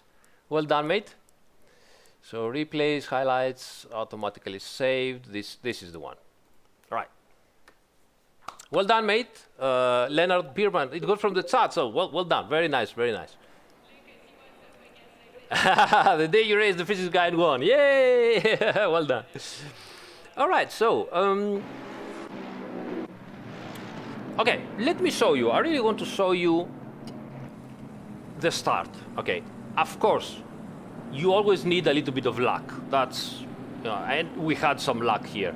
But you also need to be aware of what is happening. Okay, so let's watch a little bit what happened at the start of the race. Especially, I think it was this Audi. We're gonna see what is going on. So let's go inside first. Toggle also the HUD. Because I want to show you, look at the pedals, okay? So look at the pedals. Now, first thing first, I instantly move into the inside, into the outside. Why I do this? The outside trajectory of Monza is safer, okay? It's true that if you go inside, you can, you know, get an opportunity and overtake many people's. But the outside is safer because if you see some accident happening in front of you, or if you see cars arriving from behind, you still have the opportunity to go wide and straight, even accelerate and go straight and be safe, let's say. Okay, so this is what I'm doing here. I know that I'm not going to overtake because it's risky, it's very risky, it's a very low safety rating server, so I don't want to risk my race, so I go into the outside at the first opportunity. So, look at the mirror, okay? So, let's take this slowly. So, as you can see, we are at 300 meters, and I'm already braking. Now, as you can see, I'm not really braking. I'm touching the brake. So, I'm just bleeding a little bit of speed, but mainly I'm telling the rear driver that, you know, brake stops. Look at that, they are flashing, you know, so watch out, we are already braking, even though I have space to brake later. Let me show you a little bit. Look at this. So he's also doing the same, which is a good thing. Okay, and we are 300 meters, and I start braking now, see? And again, and I just modulate my brake. Now I have to brake more because they are also braking, and I see this guy on the mirror arriving. Look at him, he's arriving so fast. So what do I do? What did I do? If you watch here, watch the pedals again.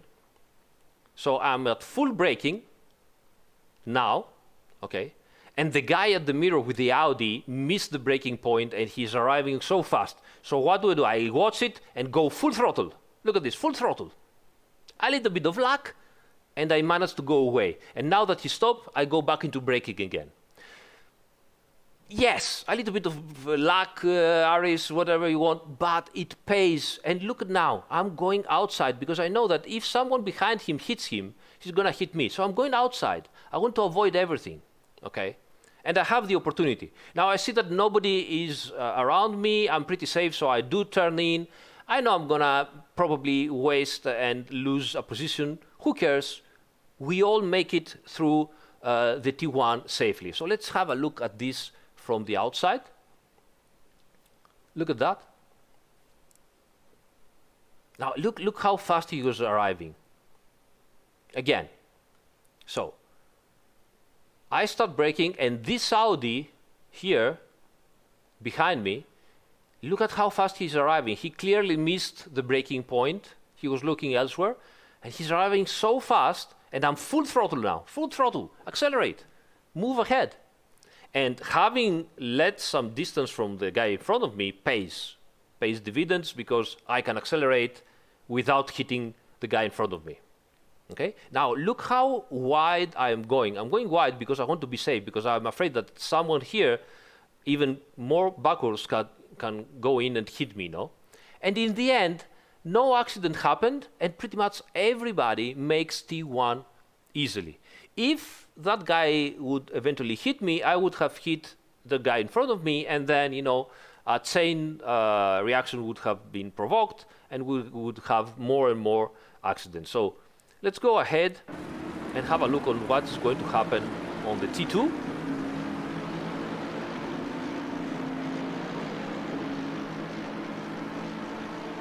T2 again now. I'm having space, so I'm staying clear. I don't want to go outside this time because I see this guy. So I'm staying clear. I don't mind if he overtakes me. I see so many. I mean, look at that. Look at this situation. It's very important to understand, to read the situation. So I could go again on the outside because before, Aris, you told us that going on the outside is safer. Yes. But look how many cars there are on the outside. And this guy on the mirror is on the outside. Okay, so I stay on the inside and I let a lot of space from the car in front of me. I'm not going to push the braking to not get overtaken by this guy. Why? Because I know that, of course, he's going to push the brake if he has so much space, because obviously he has all this space, you know, to, let me show you also like this so that you people can, sorry, give me a second. So that you people can can see my mouse cursor. So this guy has all this space in front of him. He can push the braking and overtake me, okay? I leave a lot of space before that guy, and I'm not pushing the overtaking. Okay, I'm not pushing the braking zone. Why is that? I'll tell you why. Again, let's go inside. Let's say, so you will see that, okay, I'm starting braking soon. Look at the pedals. Look at how soon I'm braking, 200 meters. Because I want to have space, okay? I want to have space. And this guy, obviously, has all the space to get aside of me, okay? And of course, here he is, he arrives. Why I let him do that? Because in front of me, I have 3 cars. Even more than 3 cars, actually, okay? I have 3 cars, which means that at the T2 entry, there's going to be traffic. And this guy is trapped. He cannot really overtake me with all those cars in front of me. Either he will hit them, if he wants to overtake me, or he will have to stay behind this guy. I can stay behind this guy and do my inner trajectory. And right on, this is what it happens. Look at this. So braking, braking, braking, braking. Modulating the brake to get closer to the guys. Staying very close inside. The guy is coming next to me, look at this, but he has nowhere to go. That's it. So now I release my brakes, and in I go, and did you saw that? At the outside, an accident happened, and I had all the place to do, because I knew there was traffic at the outside. This guy now has to jump and go through it. He has to find a solution. Luckily, he's doing it well. You know, he will go ahead of me. Okay, no big deal. But, you know, we are safe. We managed to overtake two places. Great. Okay? So, you need to actually try and read what is going on in the race. And not just in front of you exactly, but also 2 cars in front of you, 1 car behind you, and so on. Or 2 cars behind you. You need to have you need to think a lot, okay, and take decisions. Also, having experience also pays. Look how I create the overtaking opportunity. Now, I know I'm so close. I could brake very close to him and stay close to him, but I don't.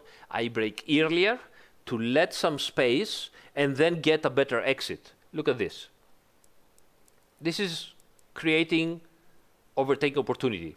Doesn't have to work, but look, I'm already braking and modulating my brakes. He's braking late, you know, because he's afraid, and he's going a little bit wide. Now, this is my occasion to go full throttle way before the apex. He's with the traction control, ding, ding, ding, ding, ding, ding, ding, sliding, and I'm already so much faster. I can even overtake him at the straight line, don't even need to get the slipstream. Doesn't always happen. You're gonna find, I don't know, Zardier in front of you, which is gonna be much faster than you. But this is always the same kind of thinking that you have to do.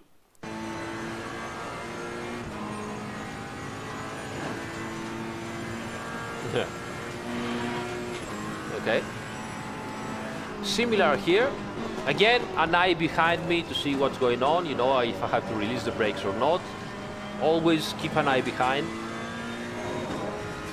And one of the most important things, when you are keeping an eye behind, you shouldn't, one of the, you know, errors that many drivers, myself too, I was doing, is that you keep on braking because you're looking behind. No, you have to release the brakes and get into the turn as fast as possible.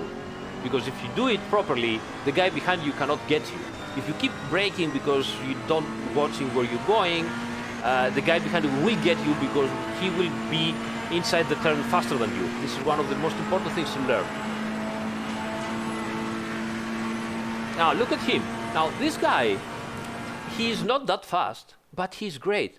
Look at whatever he did was perfect. So, inside line, I will stay here. You want to overtake me, go around. No? But he's very clearly indicating me that, you know what, I'm staying inside. That's perfect. I know exactly, he's predictable for me.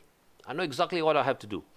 So we go in, he's smart, he's braking earlier, and he stays on the apex. So I cannot cross the lines, okay? So he stays on the apex. I go over here, but I cannot actually accelerate more because he's on the apex. Where do I have to go? You know, I just have to wait. So I'm waiting, you see here, I'm waiting here, and then I accelerate with him, and he already states, I think he could he could go a little bit on the wide side and then go inside again, but he chooses to stay on the inside. It makes sense. The speed is lower, so he makes less, meters of space because we are going slow. So not bad. And then what he does is, you know what, mate? He's telling me I'm staying inside. Don't even think about it to go on the inside. I'm here. I'm staying inside, and it's so clear to me. I have nothing to do. It's so predictable to me. So what do? Go outside. Now, here's where he, either because he lacked the experience or he didn't, practice enough, here's his error. He's staying way too much on the inside, okay? And he probably doesn't know where to start where is his braking reference for this line. Because obviously if you are outside, you're gonna brake a little bit before the 150 meters, but when you are inside, you need to brake a little bit sooner. Where does he brake? He brakes much sooner than that. Look at this. He starts braking now. He's way behind 150 meters because obviously he's afraid that he won't be able to make the turn. So what you can do? You can practice alone, and instead of just, trying to do the best possible lap, every single lap that you do, you can practice defensive lines and braking reference points for your defensive line. So once you are in the race, you know that, okay, I'm in defensive line, I have to brake a little bit sooner, but not that sooner. Okay. Again, practice, but practice with method. Okay, be smart about it. So, okay, he's braking way sooner than me. I'm braking, obviously, correctly. I'm even modulating the brakes because I wanted to see what is going on. And I just, go outside of him easily. No big deal, but that's a different aspect. The fact is that as a racer, he was perfect. And that's the most important thing.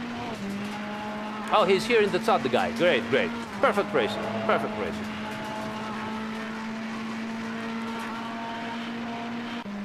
Let's move ahead a little bit. Let's see here what we can do. I don't remember the situation.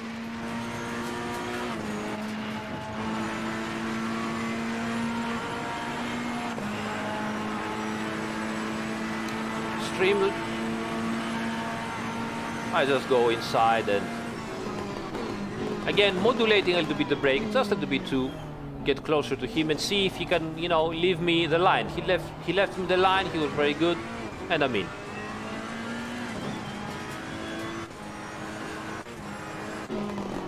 Right, let's go closer to them. Now those are the fast guys now, or the faster guys. Getting closer. Sorry guys about that. Alright, so again, exit. Get in, try to have a great exit so that you can get the slipstream. So now I get the slipstream here. And obviously I'm waiting to see what this guy is going to decide. He stays on the outside, okay. So I'm just, pushing my braking limit. Stay on the apex, don't go wide, because otherwise, obviously, he's gonna cross and be fast. And there we go again. The Bentley was also interesting, I think.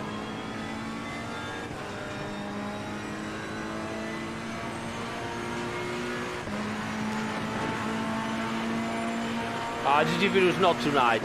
I'm closing it a bit because it's too late and I've been streaming from 8 o'clock. So, okay, let's analyze this a little bit.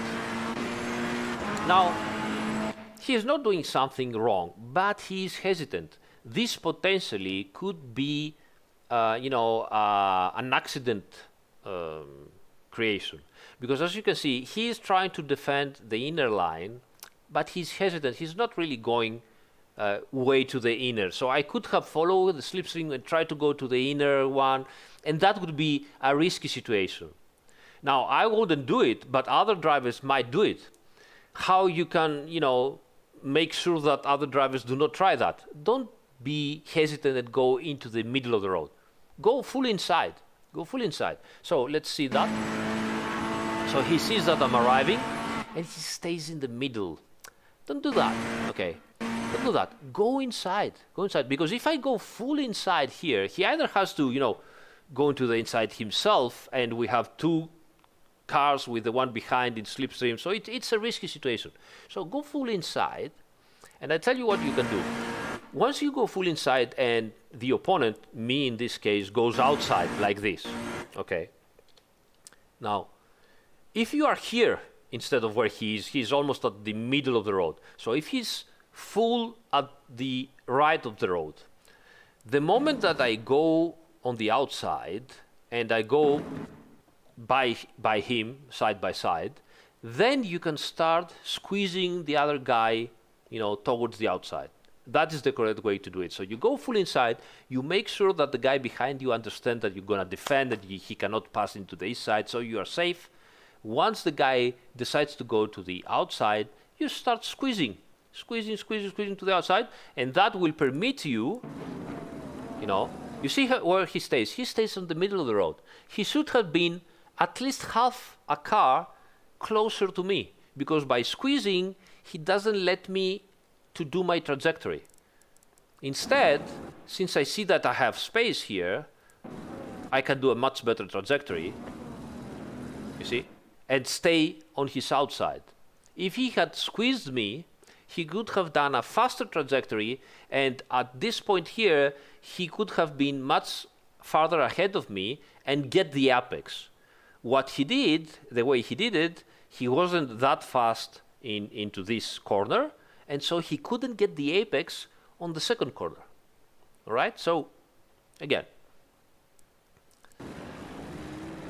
that was close over there, but again, good racer, but he put himself into a risky situation, because if I was a little bit unlucky, or if his opponent was a less careful driver, it could have been an accident. Not his fault, not this guy's fault, not the Bentley's fault. But if you have an accident, even if it's not your fault, you have an accident. You might have spun, so you lose time, you lose mental health and all of that. So make your moves in a way that you don't put yourself so much at risk,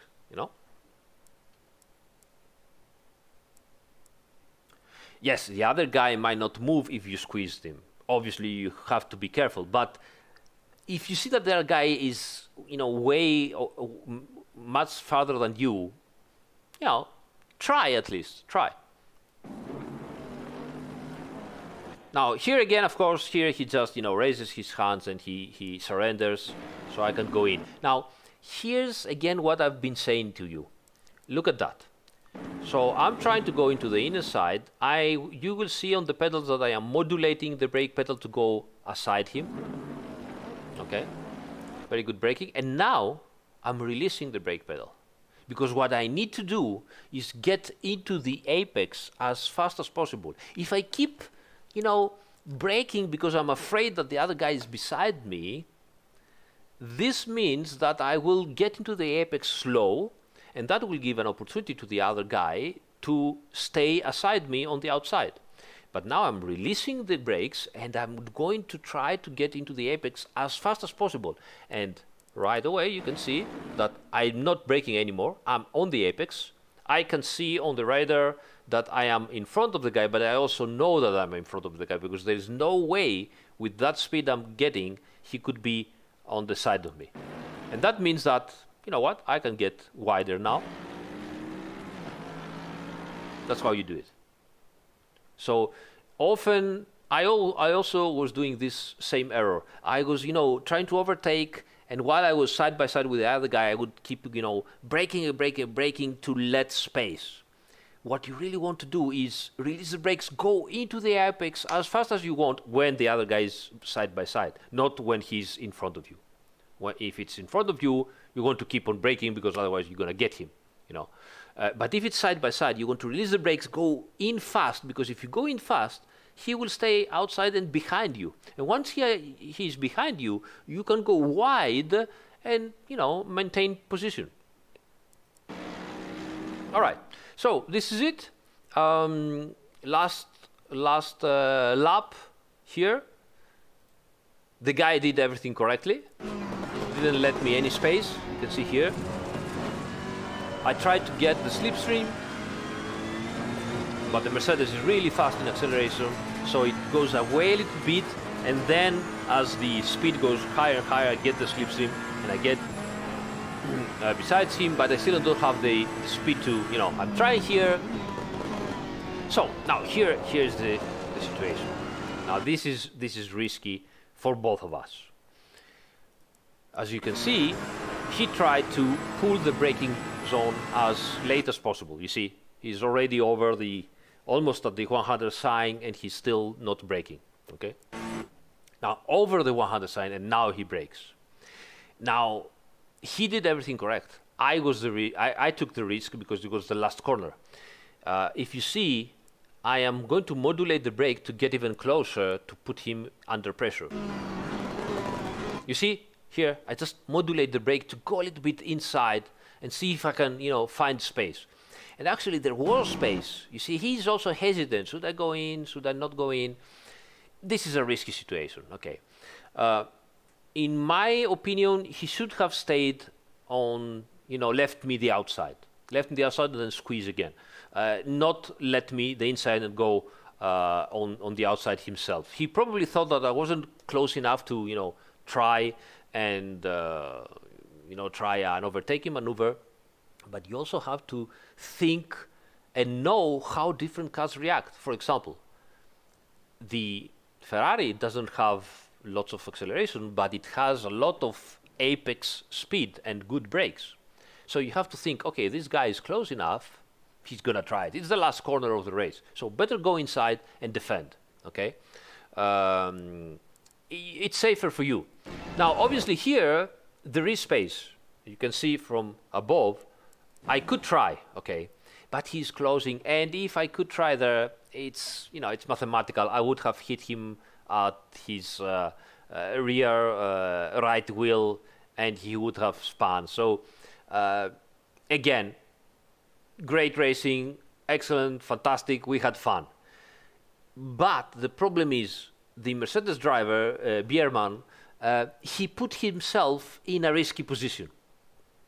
So if the guy behind me took the risk and, you know, hit him, the fault would have been exclusively mine, okay? But why put yourself in a risky position? So try to learn the situation. So the situation here is this one. So I'm in front, okay? I have the Mercedes. I know I'm gonna have to brake. So he's already going for the inside, but at the last moment he goes outside. Stay here, stay on this side. And if you see that I stay on this side, squeeze, right? So stay on the inside. Don't put yourself into a risky situation, you know, because he put himself into a risky situation like that. Okay? So that's it. Okay, so this is it. I hope, guys, you had fun. Sorry, I won't do an Oldton Park race right now because I need to eat something. I didn't have dinner yet. So yeah, but well done. Great race, great victory. And I hope, guys, that that was interesting for you. I think we did many different things, interesting things into this live stream. So I will cut it in the following days and again post too long didn't watch small edits of this live stream. And as usual, join the Discord channel. And this Friday, so after tomorrow, we have a community race with Kunos. So I'm going to participate on that race. So make sure to stay tuned and watch the race. Of course, at the British GT DLC pack. And what can I say? Yeah, have fun with the new DLC or with just the new version 1.7 of Sottocorsa Competizione. And thank you so much for joining, guys. So many of you, as always. See you next time. Cheers. Have fun. Bye.